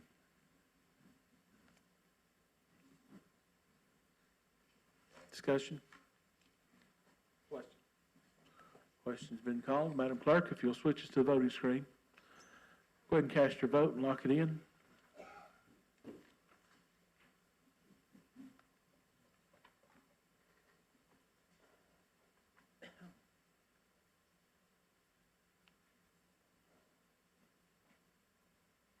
Madam Clerk, if you announce the vote, 14 yes, 0 no, 1 absent, resolution passes. Our next resolution is Resolution 190620, resolution amending fiscal year budget 2018-2019 regarding Washington County Schools budget amendments. Found at page 141 of your packet. This resolution comes as a recommendation from the committee and a motion. Motion made by Commissioner Wheeler, seconded by Commissioner Malone to approve the resolution. Discussion? Question? Question's been called by Commissioner Fitzgerald. Madam Clerk, if you'll switch us to the voting screen, please. Go ahead and cast your vote and lock it in.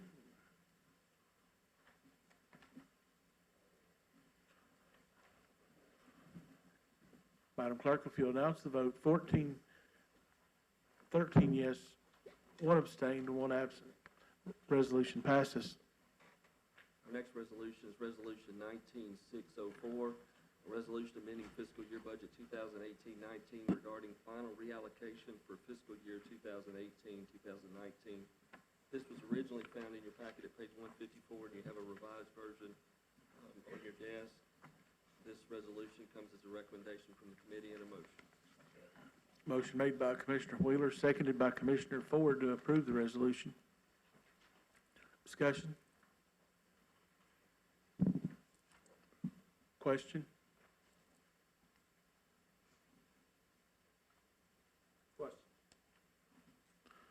Madam Clerk, if you'll switch us to the voting screen, the question's been called. Go ahead and cast your vote and lock it in.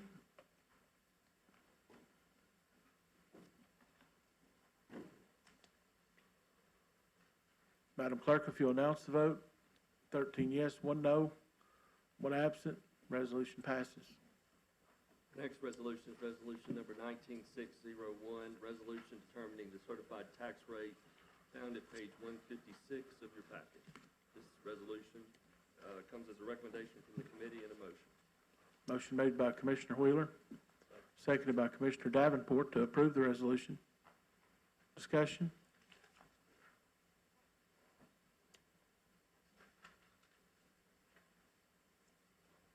Question? Question's been called. Madam Clerk, if you'll switch us to the voting screen, please. Go ahead and cast your vote and lock it in.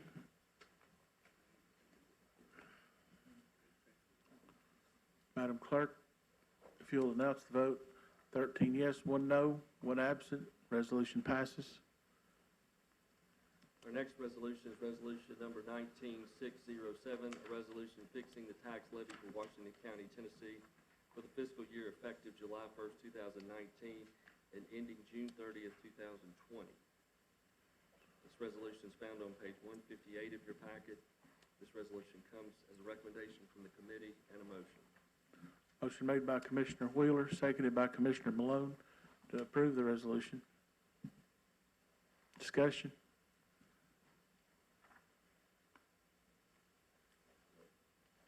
Question's been called. Madam Clerk, if you'll switch us to the voting screen. Go ahead and cast your vote and lock it in.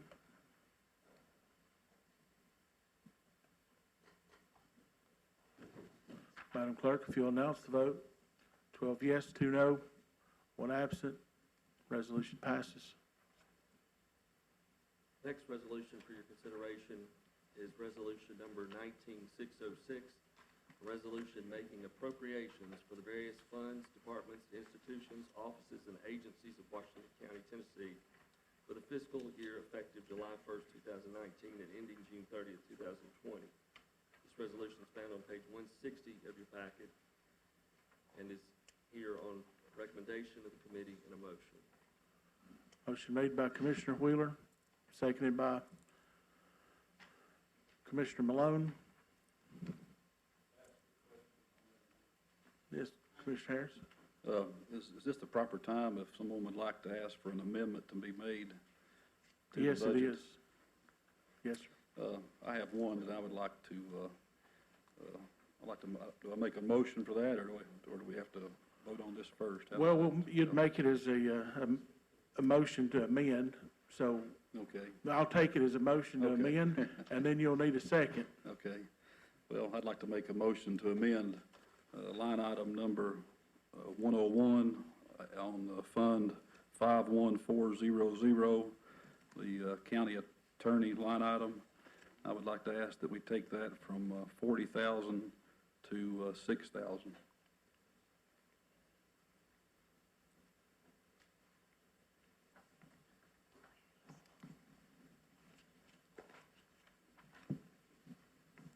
Right, do we have a second? Second.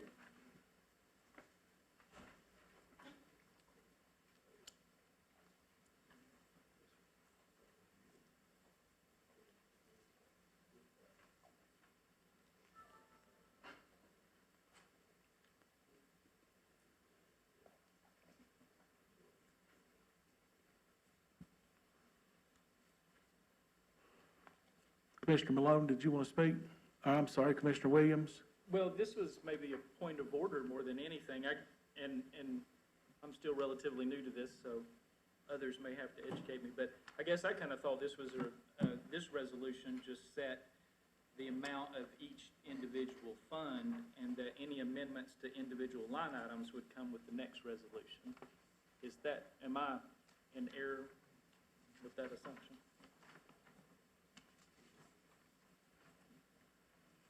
My understanding that it would be this resolution. At our meeting Friday, I think the county attorney had instructed us it would be under this, I think, was that? I that's think correct. you're appropriating the money to these line items in this resolution. So then somebody draw the distinction between the two resolutions for me.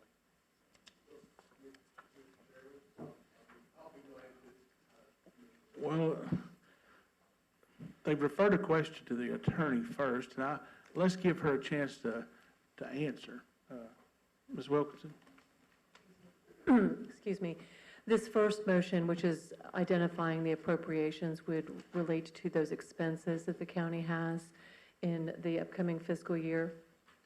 The other resolution that you're referencing is for the entire budget, which includes those expenses and as well as the revenue. So it is correct that appropriations would be addressed prior to adopting the budget in its entirety.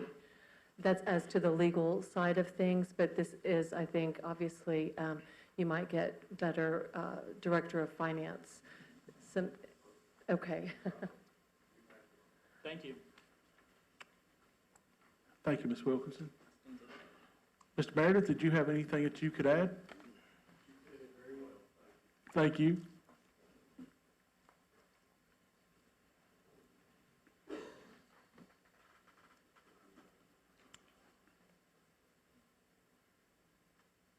At this Was time, that we'll this- be voting on Commissioner Harris's motion, correct?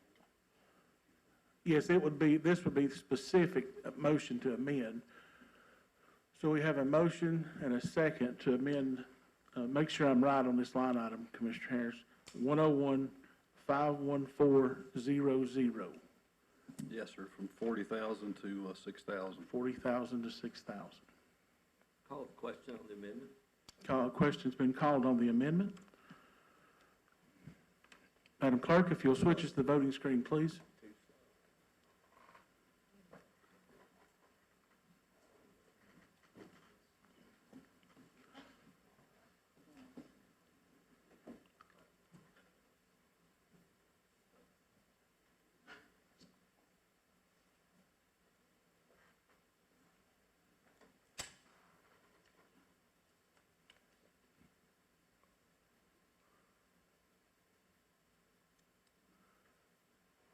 The amendment is passed, 8 yes, 6 no, 1 absent. Resolution, or amendment passes.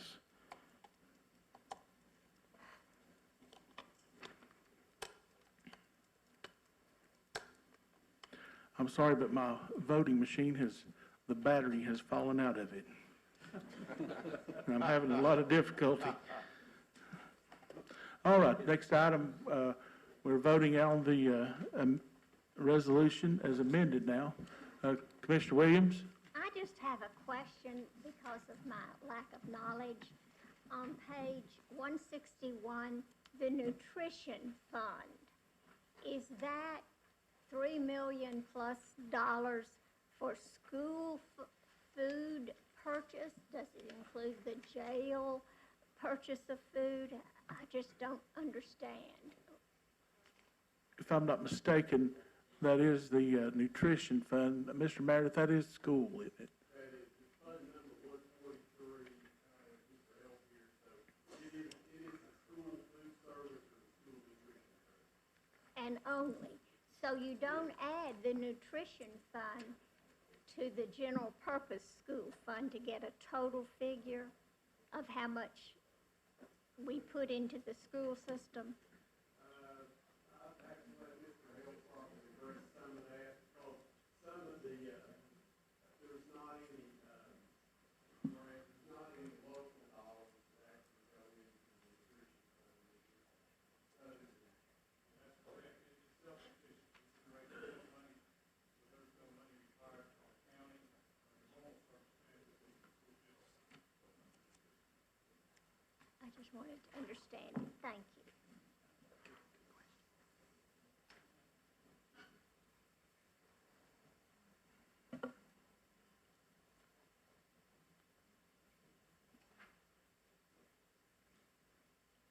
Commissioner Ford?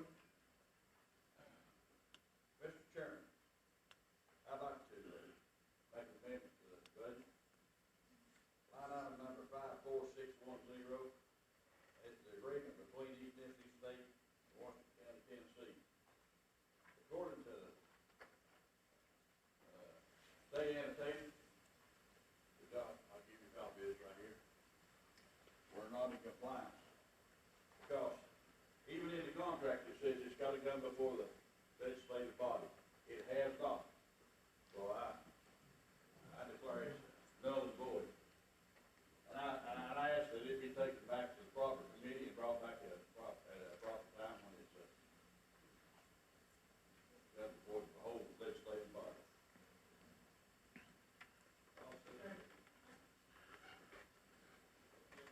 It's a motion to amend by Commissioner Ford.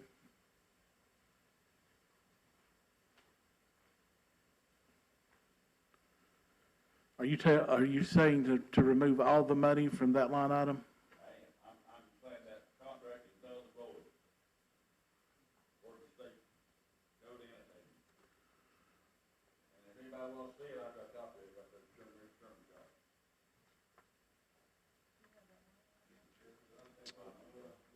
Item 54610. Yes, who was the second on this motion? Commissioner Harris?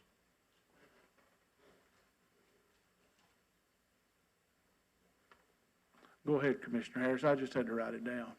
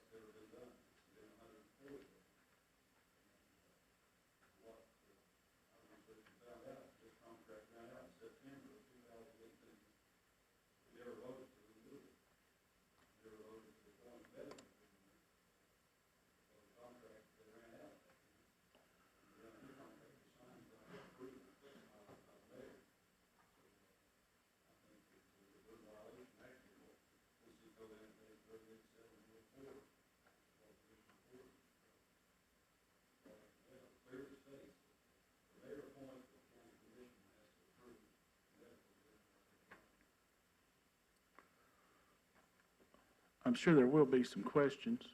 And I'm going to have the attorney read it. Ms. Wilkinson, would you review this?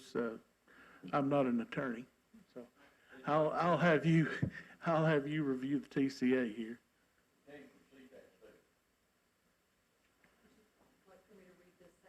Yes, please. So this is from Commissioner Ford. This is a publication from CTAS, and it references the county medical examiner. The second paragraph, is that, Commissioner Ford, is that what you're requesting? Thank you, sir. The county medical examiner is appointed by the legislative body from a list of 2 doctors of medicine of osteopathy nominated by a convention of physicians residing in the county. In counties with a metropolitan form of government, the medical examiner is appointed by the chief executive officer, subject to confirmation by the Metropolitan Council. The county legislative body may appoint a medical examiner from another county if it is impossible to obtain acceptance from a physician in the county. If the legislative body fails to certify a medical examiner, the state's chief medical examiner may appoint a medical examiner for the county until the legislative body takes such action. And it is citing to Tennessee Code annotated section 387104.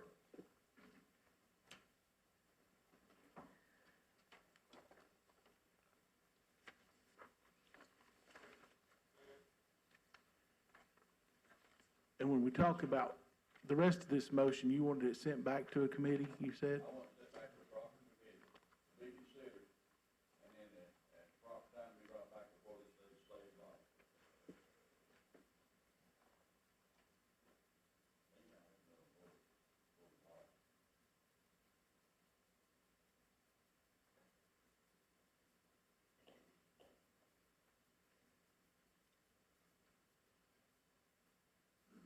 Give me that line item number, 54,610. All right. Yes, sir, Commissioner Harris. I'd like to ask this to our attorney, if I could. You know, this is it's easy to pull up. What she read was from CTAS, but the actual TCA code 387104, are you familiar with that TCA code? I have a copy of it in front of me. Okay. Would you agree that in that TCA code, it says that the county medical examiner will be appointed by the county mayor, subject to confirmation of the county legislative body? I do agree you've read that correctly. Do you think that we followed that statute by signing this contract without this commission approving the TCA code? Well, I think that the confirmation of a medical examiner does require legislative approval. I think that's what you're asking me, am I right? Yes. Okay, thank you.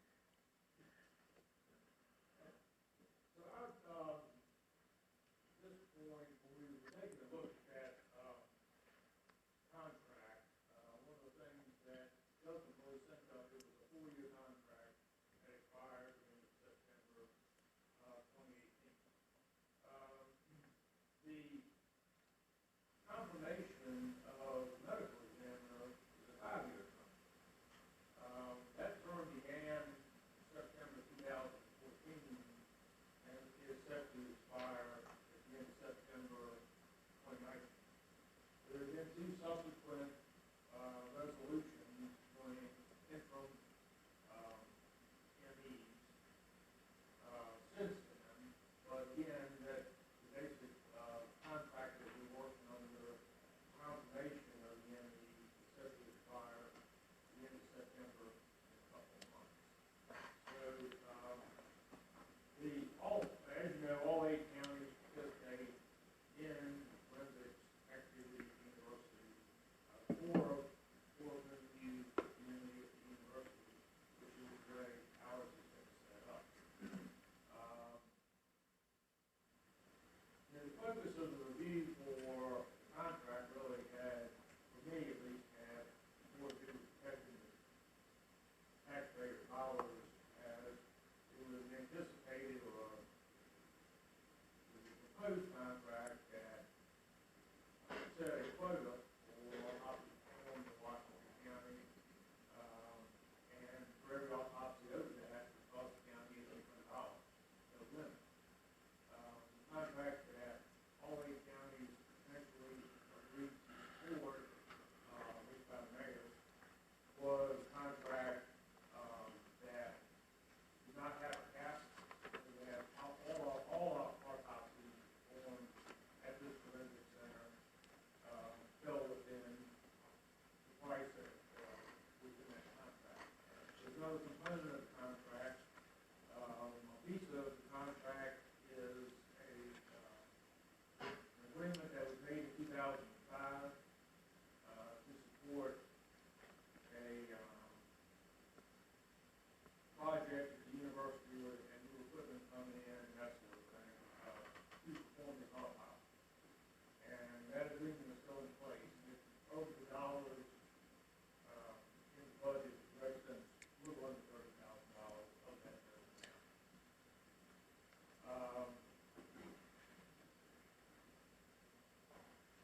say that, the terms of the contract are full, support of the commission by resolution. Execute the contract came back from the university to the First Tennessee Development District. It was how, without hitting the calendar, to come to this board for approval. So that's where we are today. The county is obligated to present a lot of autopsies, and if there's no funding in place, at least until, well, at least for several months, then we will be in violation of the statute. Yes, Commissioner.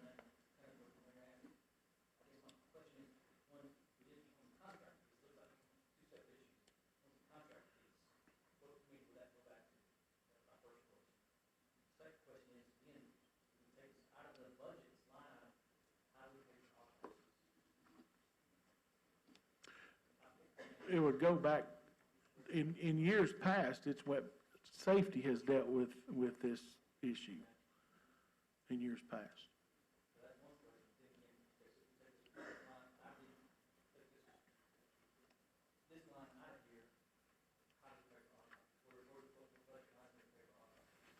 There isn't a budget line to pay for them. Commissioner Carriger?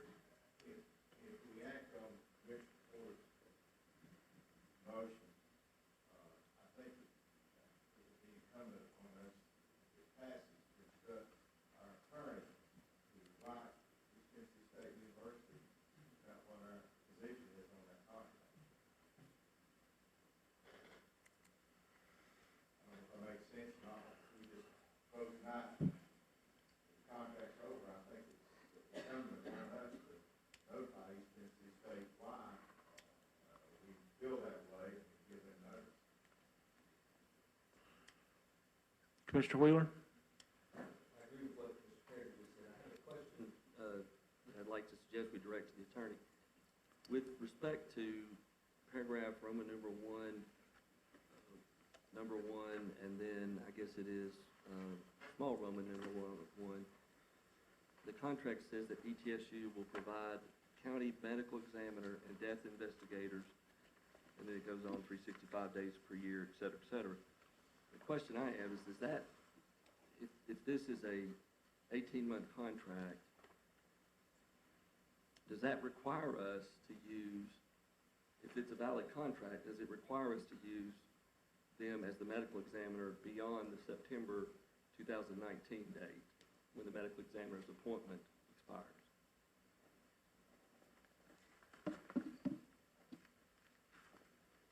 I'm happy to answer that, Commissioner Wheeler. This contract is not something that I drafted, but I have taken a look at it today. And what I would direct you to is the fact that there is currently a medical examiner that was appointed in June of 2018. So that interim appointment still stands. So I hear your question about a requirement to use an ETSU forensic pathologist, but that is conditional, that if that is the appointment of the county mayor, it still must be confirmed by this legislative body. So the statute gives this legislative body the power of approval. Is it, I'm sorry, from what was being read earlier, is it an appointment by the mayor or is it an appointment by the commission? Actually, the statute requires a county mayor to appoint a medical examiner. A county mayor does not really have discretion. It's a mandatory appointment power that has to be exercised. Obviously, that goes to the public safety component of the mayor's duties, but that appointment must be confirmed by the legislative body. Okay, I misunderstood earlier, I'm sorry. But would, for instance, if the mayor was looking at appointing another physician that's not a part of the ETSU Forensic Center, would they have a cause of action for not utilizing them as the provider under this contract? Well, with respect, I would rather take a little time to study the liability exposure to the county. And it might be something, if it was in anticipation of litigation, that would be subject to an executive session to advise on those issues. On the fly, I would prefer not to state there was a cause of action. But I will say that, to that point, that there are termination provisions within this contract, and to unilaterally say it's over is typically not something that's upheld by American courts. I just now saw, and this may help answer my own question, but there is a 180-day termination clause. So we could, if a new medical examiner was appointed that was not part of the forensic center, as long as we did that 180 days prior or gave them notice and did it 180 days after the notice, then it looks like we could get out of it. I'm sorry, I answered my own question, I guess. I've got a question too on this, Mr. Chairman. Could we not maybe amend the motion and put so much money in this line item to get us through until we work this out? I mean, I think it's pretty plain from our county attorney that we appoint the medical examiner at the mayor's request, but we've not done that, and we never approved this contract. You know, the way I look at that medical examiner was in June of 2018, the former commissioner made this lady an intern. That's the way it reads, an intern examiner, knowing that the contract ran out in September. And the contract ran out, it was never brought back to us. I come in October, I've never heard anything about the contract running out. And then when you even read the contract even plainly says that the mayor signed within 90 days, the commission will approve, which I think that's sort of backwards. I think it should have been approved prior, but, you know, we didn't even follow what we signed in this contract. It was never brought to this commission. But if we amended our budget, at least to get us through to a point that we could work this out, wouldn't that be feasible? I also have a question too, Commissioner Harris, that leads right into exactly what you're talking about. When they talk about the building payment in this contract, is that a separate issue than this? I mean, Ms. Wilkinson, Chairman Matherly, I can see you looking at me. So I'm happy to say that today I did learn that there's, I believe, a 2005 contract that controls that, if I recall correctly. So there's an obligation with respect to the funding that you probably would want to consider. Would it be a portion of this money that in this 51,400 line item that we're considering tonight? That is not a legal question. I think that the law applies to those facts. That might be for Mr. Director of Finance to tell us the number of that, but I do think that that contract is funded and those terms are contained within. Was that a commitment that we made in 2005 on the funding of this building? That's my understanding. Okay.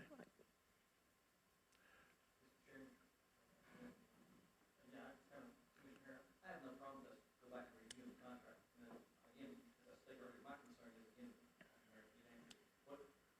where's, if we zero out this line item, how are we going to do autopsies? We have any money.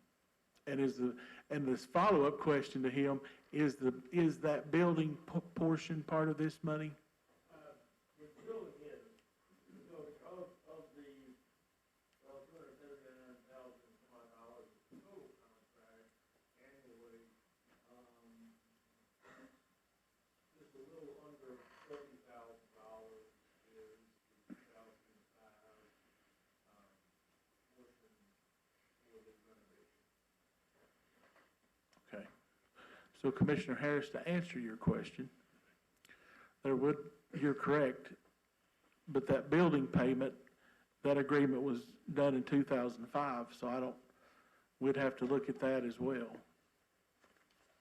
Well, I didn't make the motion, that's just a thought. I second the motion. Right, I guess right. Mr. Ford would have to.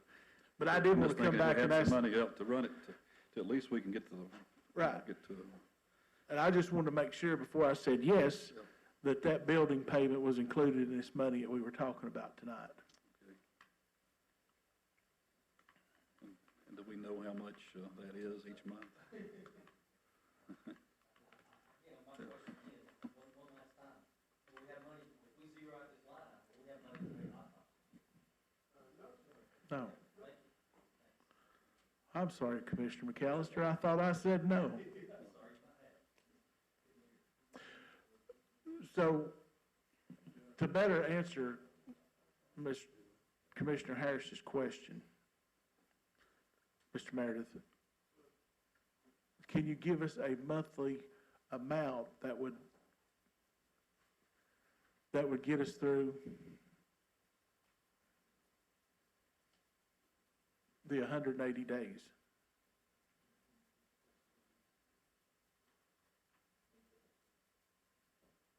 Is that not on the fourth page of the contract?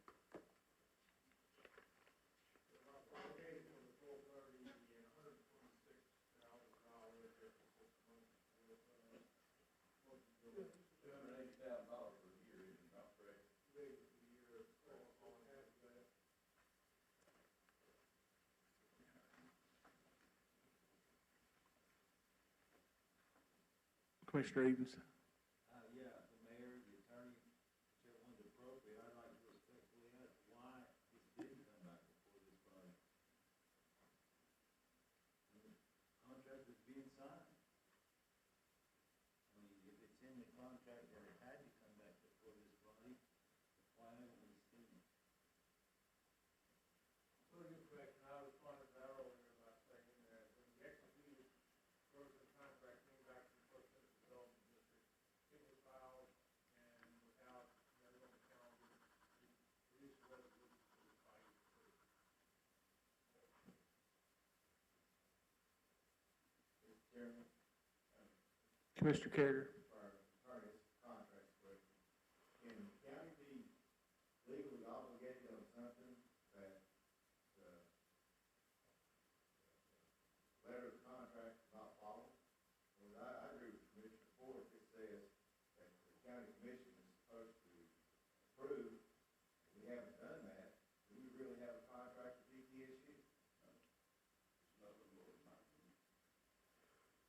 Again, I think that as far as giving legal advice on the fly, having looked at it today, and if I can just backstep to Commissioner Edens, because I heard your question as well, and Mayor Grandy has commented on the facts that mechanically the executed copy was not in the county attorney's office. So I hope that that gives you some understanding of just mechanically the flow of the contract coming in. So it was not at all withheld from the legislative body. To the question, I think that the appointment power rests with the mayor, and the confirmation power rests with this body.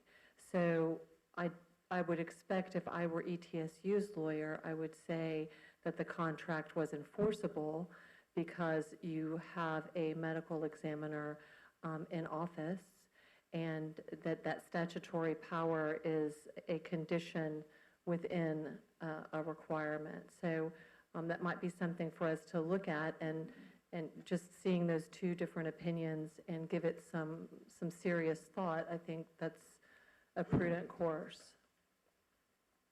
To respond to that, I thought, and you can correct me if I'm wrong, but I thought I understood you as saying that the mayor would bring two appointees, is required to bring two appointees to this legislative body, and for us to appoint one of those two.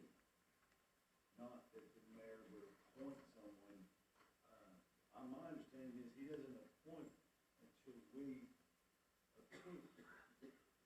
And it seems to me like this person was appointed without any approval, or without it even coming before this body, or this body being made aware. And my understanding is the proper way is he brings the names to us, of two medical examiners, maybe more.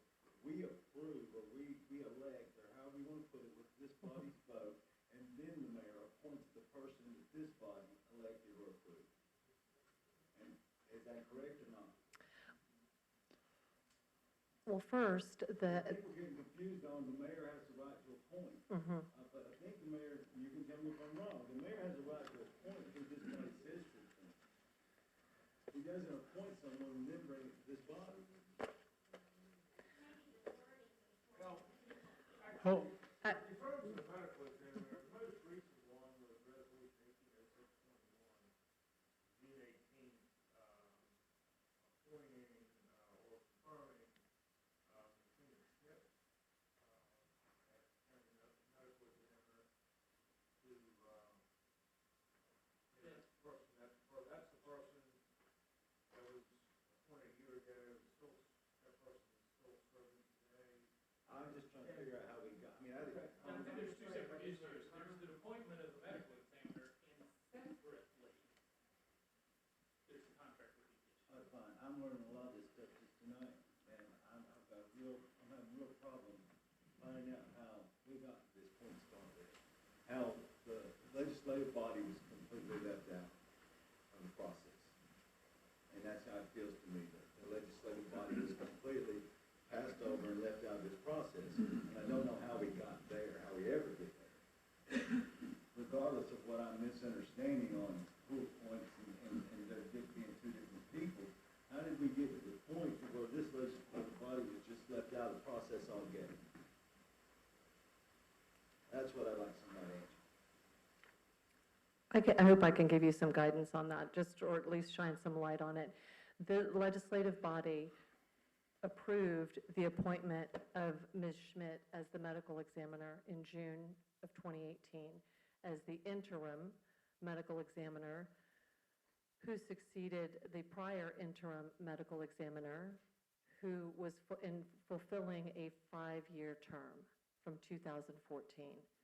So that's the timeline from my review of resolutions that go back to 2014.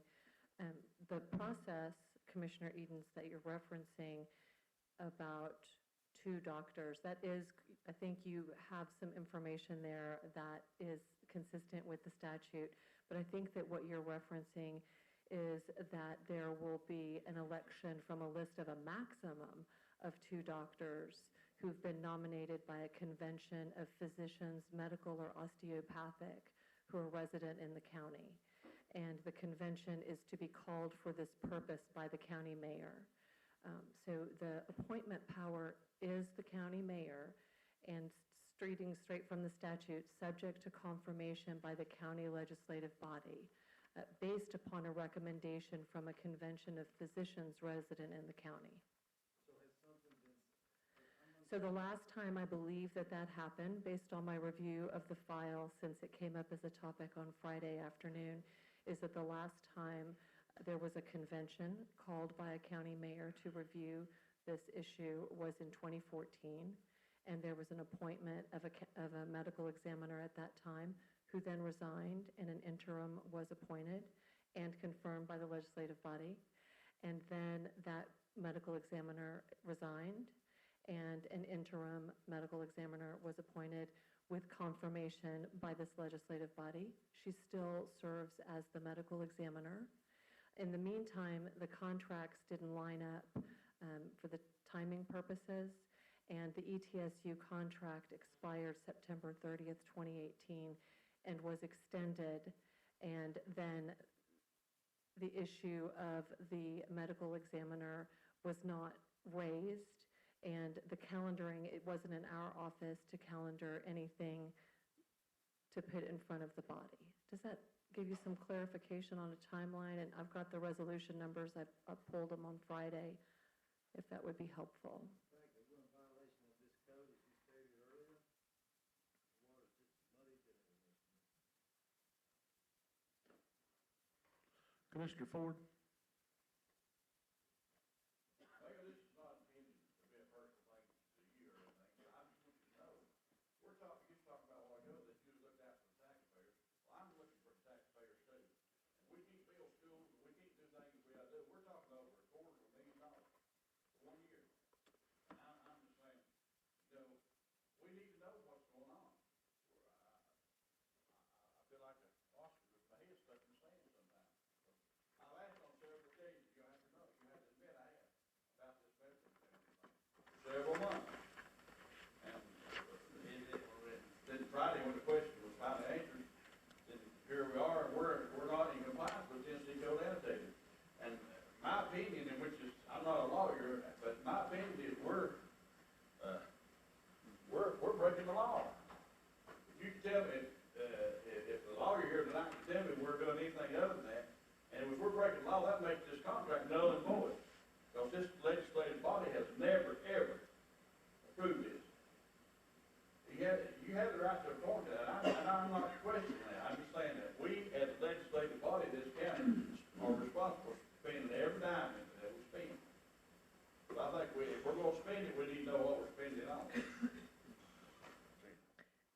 just for clarification, it's not the opinion of the county attorney's office that Washington County is breaking the law.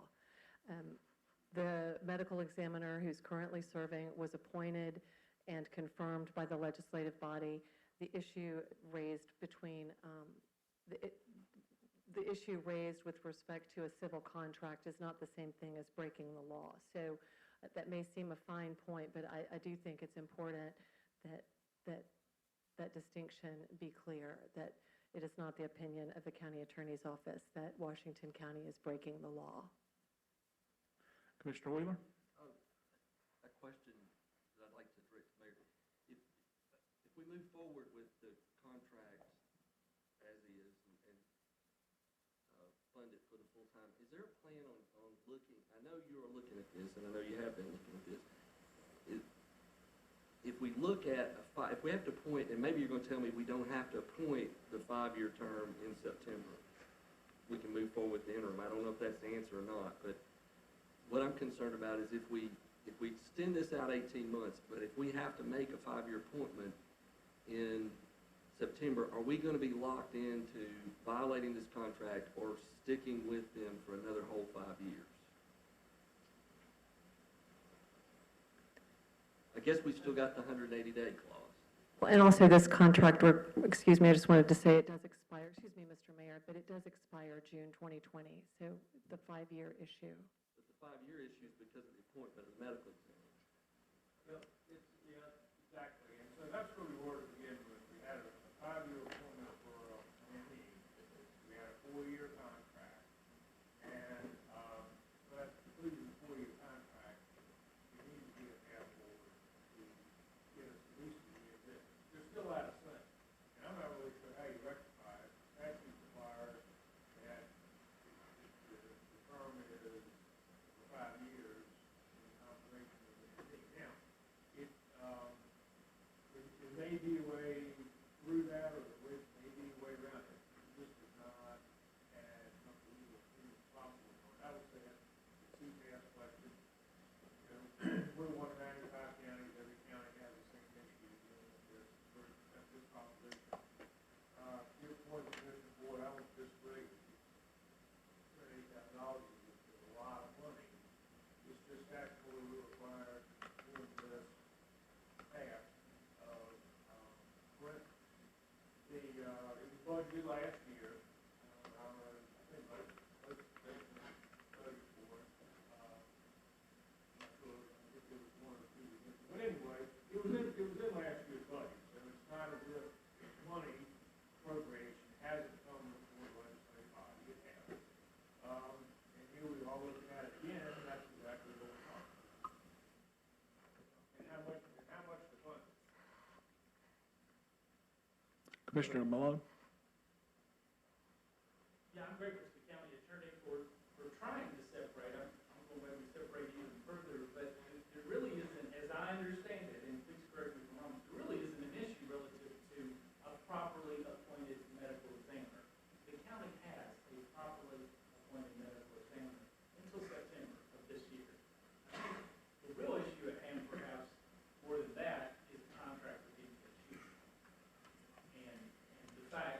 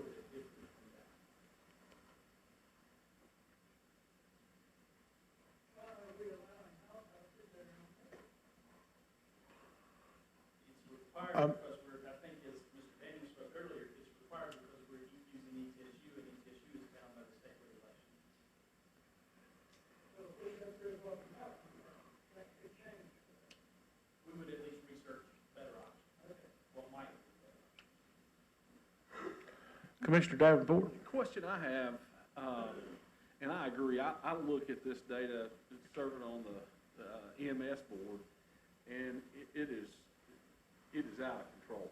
I mean, I agree with what's been said here, but my question is this: if we don't have a contract and we have to have an autopsy for some reason, then they charge us what they want to with no contract? You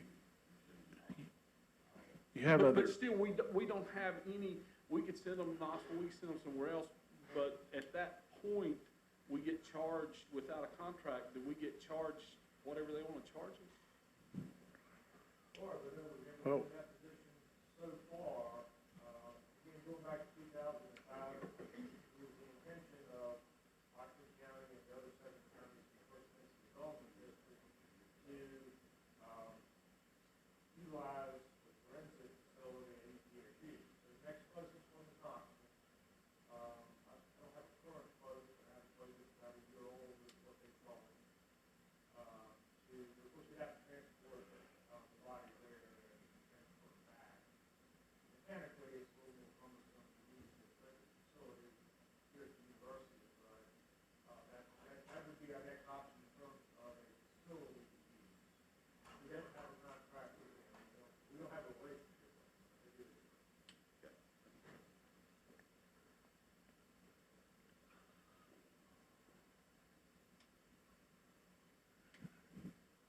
any further questions?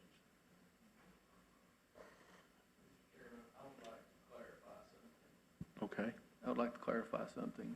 yes, sir. Commissioner Carriger said earlier that if the contract that the mayor signed has a clause in it that this body is supposed to, in 90 days, confirm it, and we didn't do that, then are we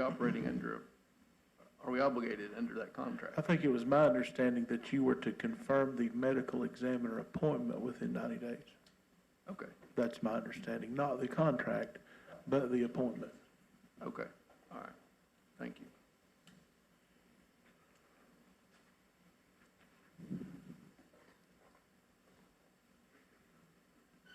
I just have a question. If we cut this back to zero, where are autopsies going tomorrow? Because the sheriff is going to ask me that.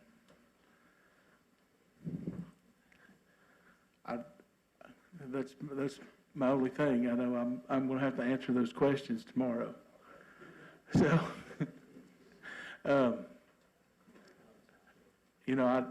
Commissioner Harris, I don't know if you had spoke of a little bit extra money in there for some time to gather our belongings. I know that Commissioner Ford's resolution or motion is to go to zero. And if that's the vote here tonight, I guess that's what it'll be. But tomorrow will come, Commissioner Ford? Let me ask you a question. Yes, sir. If we take this back tonight, the way I say it,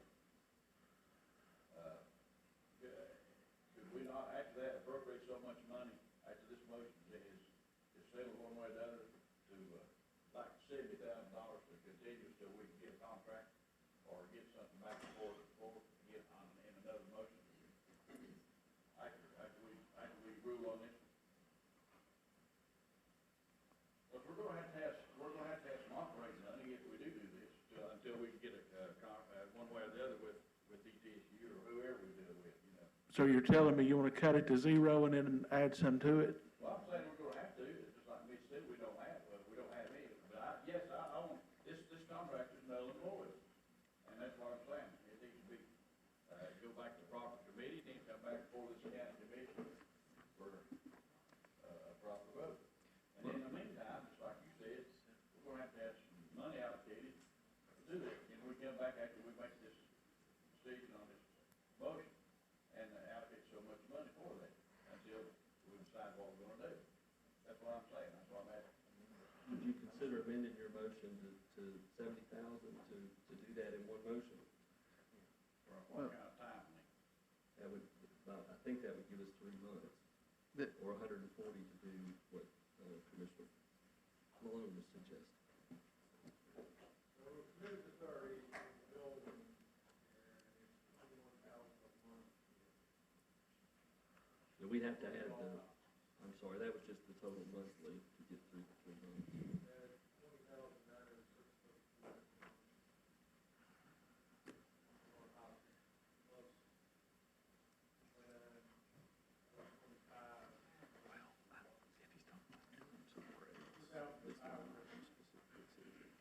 So really, for a minimum of 3 months, you need at least 63,000.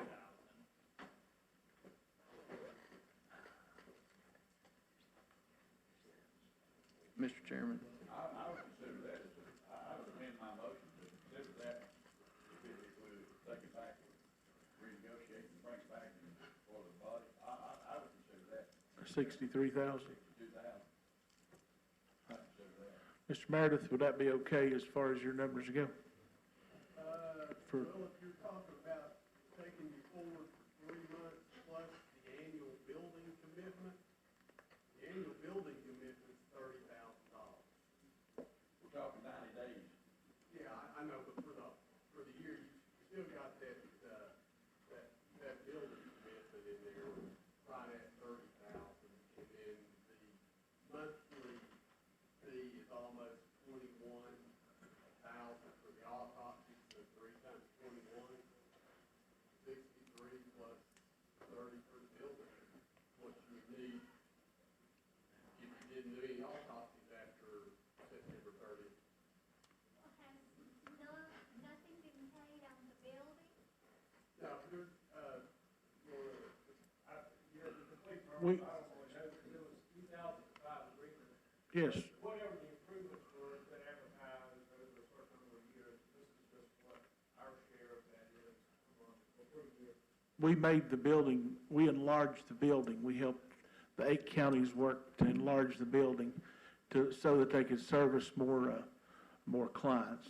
So that was one of the things that we worked with the state to increase the size of a building. Because the autopsies were getting very slow, because you couldn't get that many in a day. And it's just a little bit of history back to 2005. That's why I said part of that was part of that 2005 agreement, part of that money. That's why I didn't want to answer Commissioner Harris's question too quick, because I knew part of that money had to have been part of the 2005 agreement for the building payment. how long do those payments go on? Quite some time, I'm sure, the building payment. Right now, 3 years? I couldn't tell you. Yeah.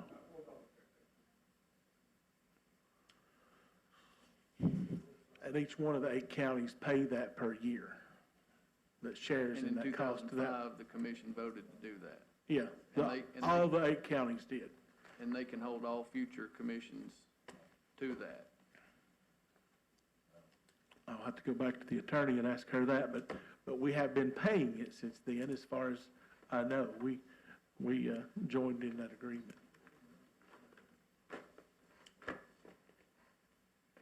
I have not yet seen to answer Commissioner Tester's question, I have not yet seen the contract and what those terms are. It was done by resolution, I can remember that. So.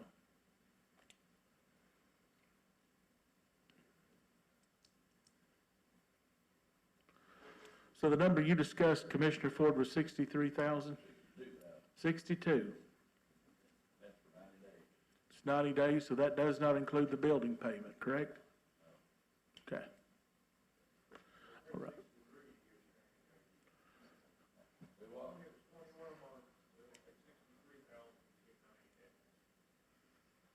And I was simply concerned, I think, it's easy to get lost, I think we're considering now a potential amendment to the existing motion, but No, no, no, it's his motion. He has a second. So as long as his second agrees to sustain that, we're going to move forward. I'm just concerned 90 days is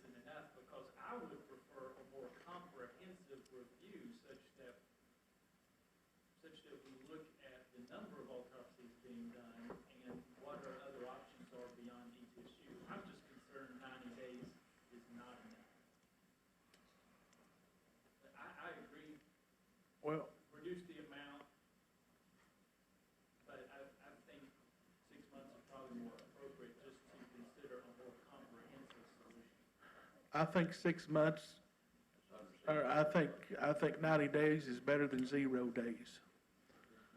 So, you know, I mean,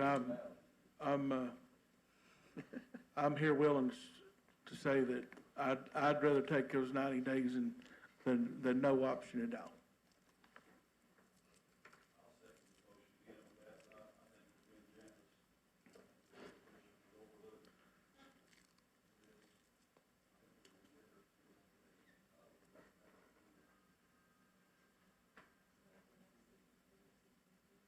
$63, is that what you said, Mike?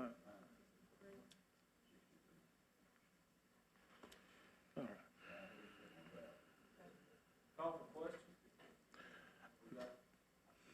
A question has been called. Yeah, you're being hard on me now. All right, going to line item 101-54-610, and that is to reduce the line item for the ETSU State Medical Examiner's Office, to reduce that to $63,000.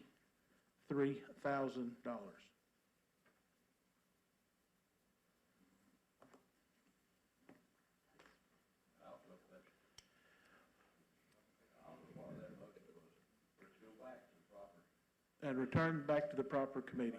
I'm sorry, for review. And that would be the Safety Committee.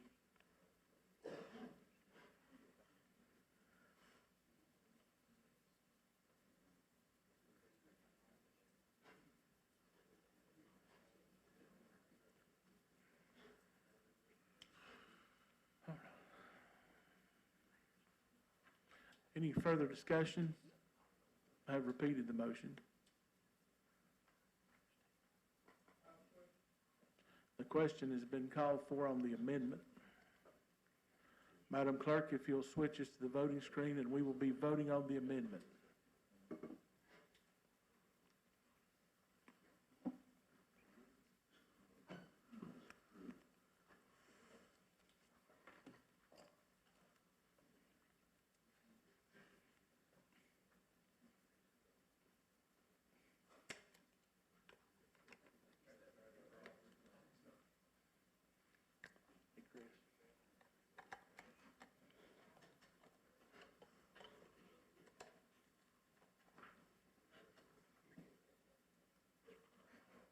Battery fell out. I'm good.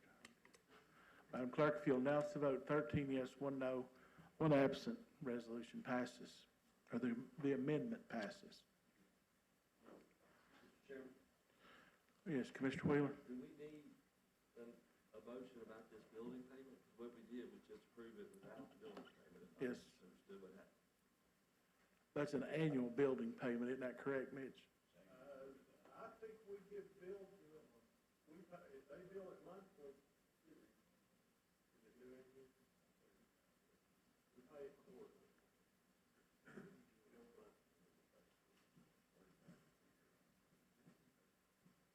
So you'll have at least one payment in the next 90 days.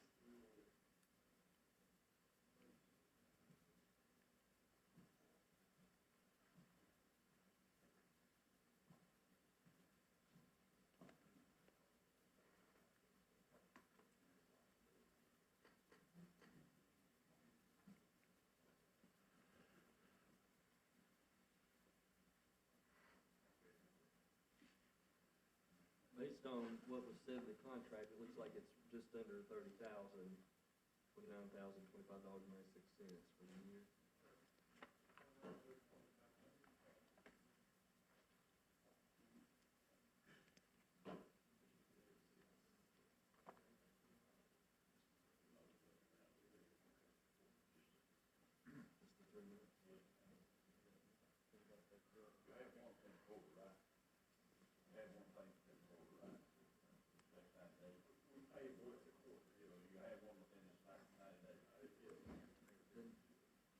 Mr. Chairman, if I might, I'd move that we add an additional $7,256.49 to that, and I don't care if it's rounded up, but to that line item for payment of the building during that 3-month period that we're reviewing it. into that same line item number. Yes, sir. That's 54,610, 599.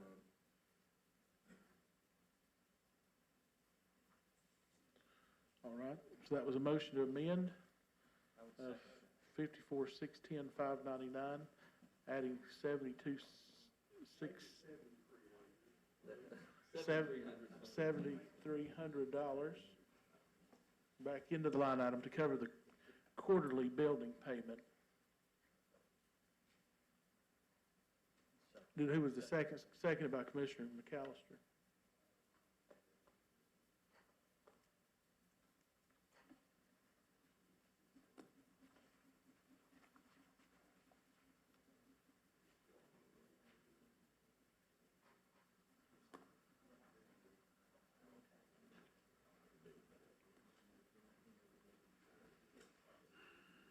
Discussion?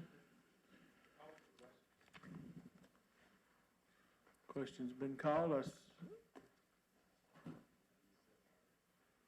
Madam Clerk, if you'll switch us to the voting screen, and we'll consider the amendment to add $7,300 back into 101-54-610-599 back into the ETSU Forensic Center to cover the building payment the next quarter. If you'll go ahead and cast your vote and lock it in.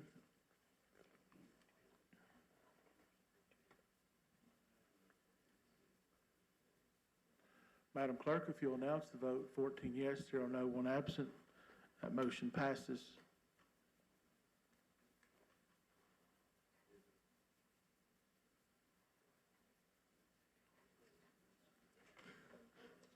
Any further discussion or questions?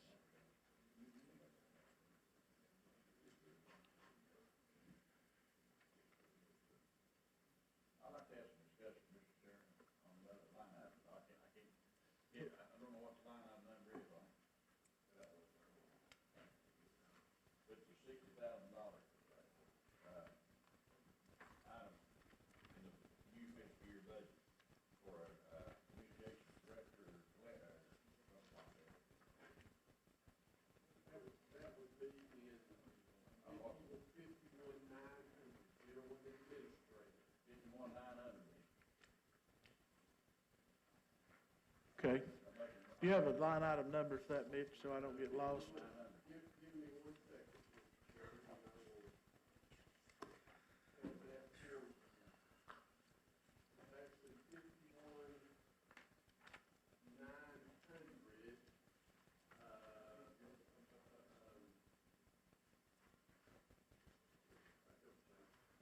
51,900, 189, there is $45,000 in that line for a communication coordinator for the county. Benefits include 60,000. Benefits would take it to about 60,000, that's correct. So that would affect Social Security. It's 60 in our budget, that's why.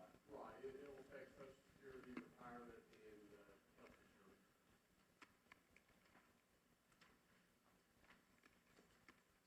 All right. What's your motion, Commissioner Ford? I would ask that we delete that from the budget. That line item. Now we get it started. Yes, Mr. Mayor. Mr. Ford, I would, if that's the route you're going, I'd recommend just eliminating the 45,000 from line item 51,900, 189. That's salary. If there's no salary, there won't be any benefits. Otherwise, you're gonna have to go through, you're gonna have to do the math and change those benefit categories at this point. So that deletes the whole product, the whole 60,000, but it's 45 deleted, correct? It wouldn't delete the benefit amount, but. Why would you delete the whole thing for 60,000? Well, then we can do that, but I don't have those numbers, I won't have those numbers for you exactly tonight.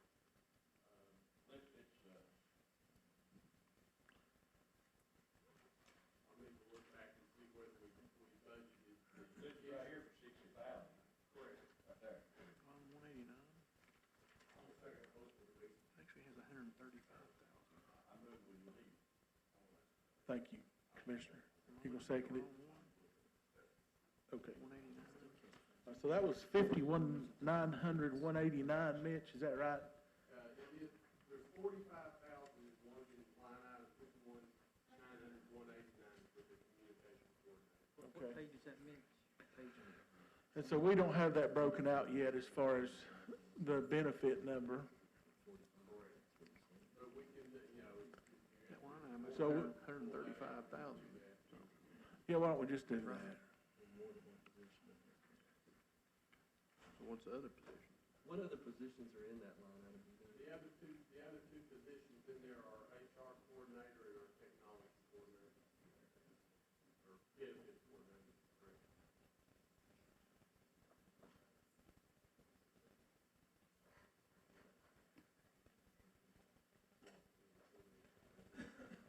Commissioner Ford, it's 45,000 in there, in that line item. Is there a second one that you want to? I just want to get the total amount, which is 60,000 with benefits. And Mitch said delete one, delete the other. I just, I want to make sure we get the whole amount, $60,000. That's what you got here on the sheet. Yes, sir, you're correct. So that would take out,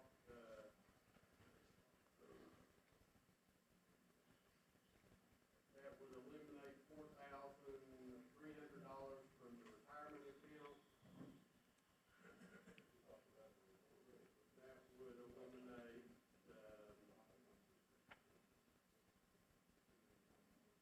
$2,800 from the social security line item. That would eliminate $700 from the Medicare line item. And the thing that I don't recall is whether we budgeted health insurance at a single plus one, or family. I'll have to go back to that and see what that is. All right. Mr. Chairman, Yes, Commissioner Carter?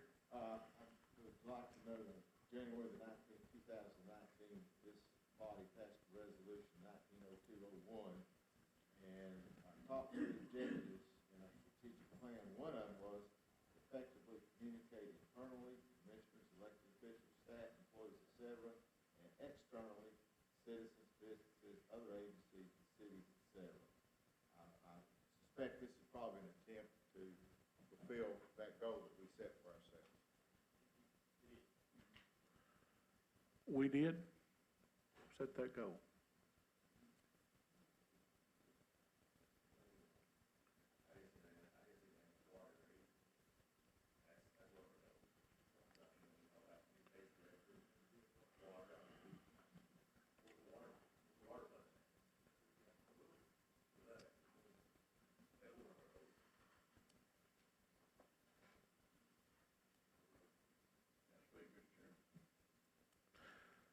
Okay, you have the floor, Commissioner Ford.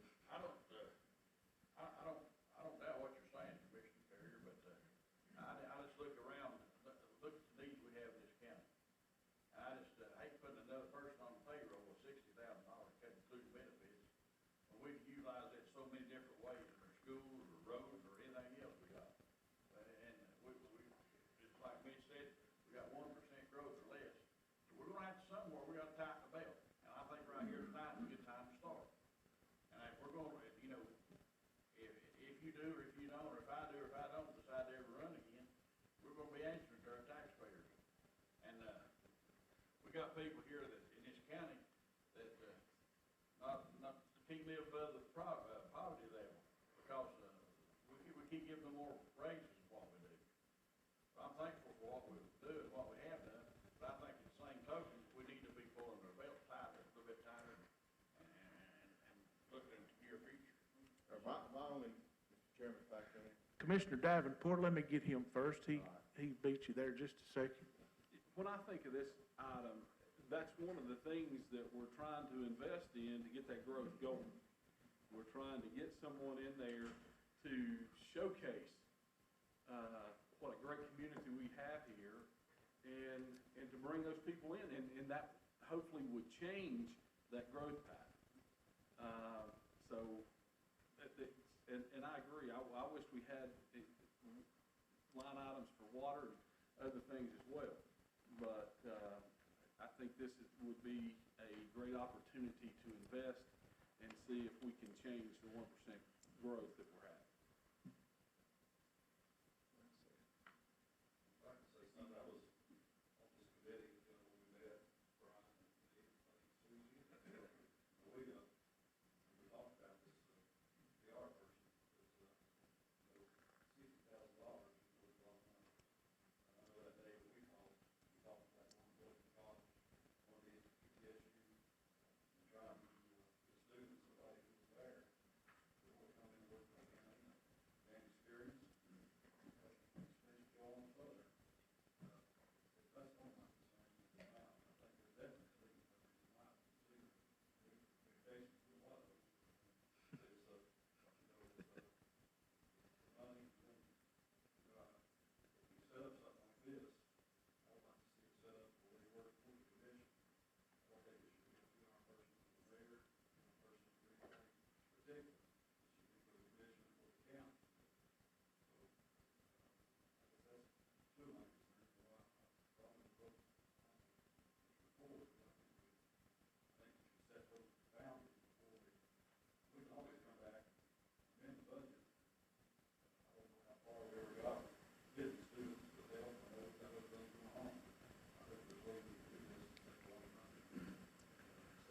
Sets a boundary before we just say, go hire this person, no policy at all, written. That's who's going to be in control, what they're going to be doing, how far it is, who's going to have to do it. That's my concern. Thank you, Commissioner Harris. Commissioner Carriger? It just comes down, is this commission serious about our goals that we set in January, or are we not? And, I think, I agree with Commissioner Harris, I think this is somebody that's probably going to have to report in some way to the county commission. But I really agree with Commissioner Davenport. This is part of the overall strategy of developing our brand, developing our reputation. If we're going to grow, and we all know this is an issue. If we're growing 1% a year, inflation is 2.5. Come 10 years, we're going to have a day of reckoning when the commission's either going to have to raise taxes or fire people. Thank you, Mr. Chairman. Thank you, Commissioner. Commissioner Malone? Well, just an observation, we're budgeting for this position to include benefits. Just because we budget a certain amount doesn't mean that's exactly what this individual is going to be paid. The individual will be paid based on their commensurate experience and what they bring to the table. So I think what we're doing is trying to budget and allocate for the position. It doesn't mean this individual will earn that amount.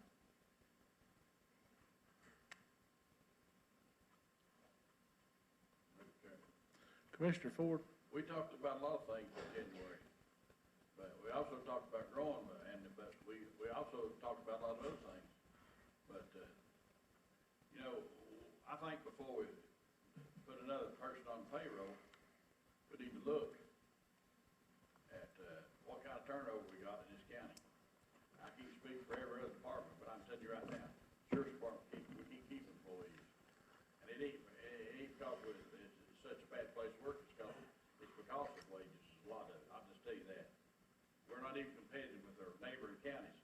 And that's why that's why I'm so passionate about why invest another $60,000 on the larger payroll of this county, when we can use it in so many other different places we need it, a lot worse.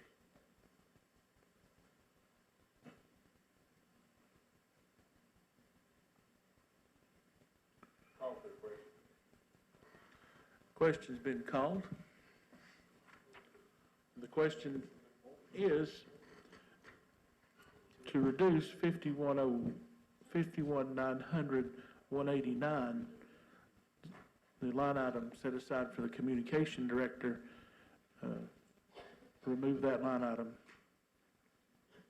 move it back to zero, including $4,300 in TCRS, $2,800 in Social Security, and $700 in medical insurance.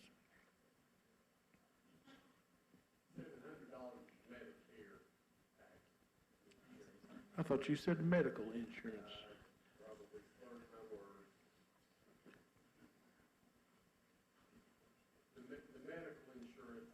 That's right, you said you didn't know if we'd added that in yet. You'd have to check on that.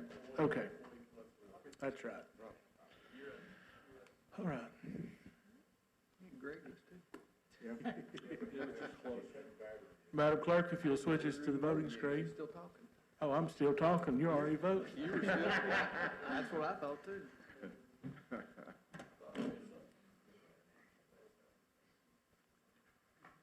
7 yes, 7 no. One absent. It fails.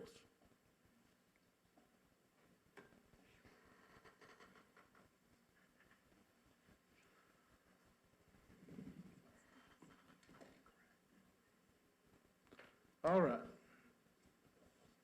On to the next item.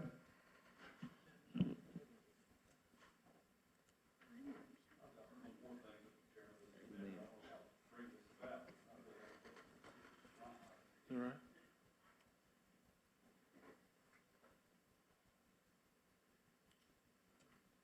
There. Yes, sir, I'm ready.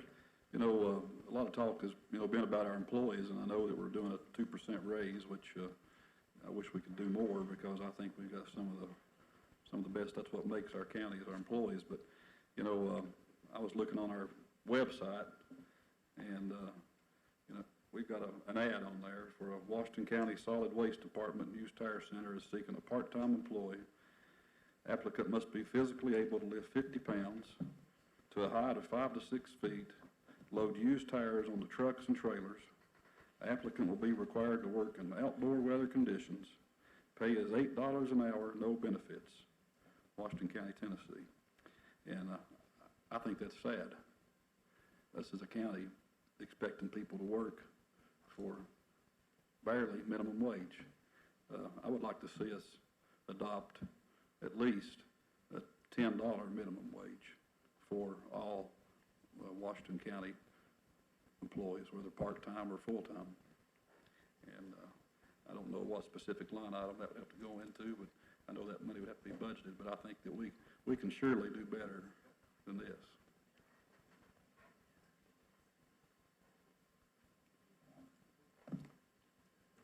Commissioner Williams? If you all don't care, I'm going with Commissioner Williams. I'll second that. Hold that thought, Commissioner Harris. Let's take about a 10-minute recess.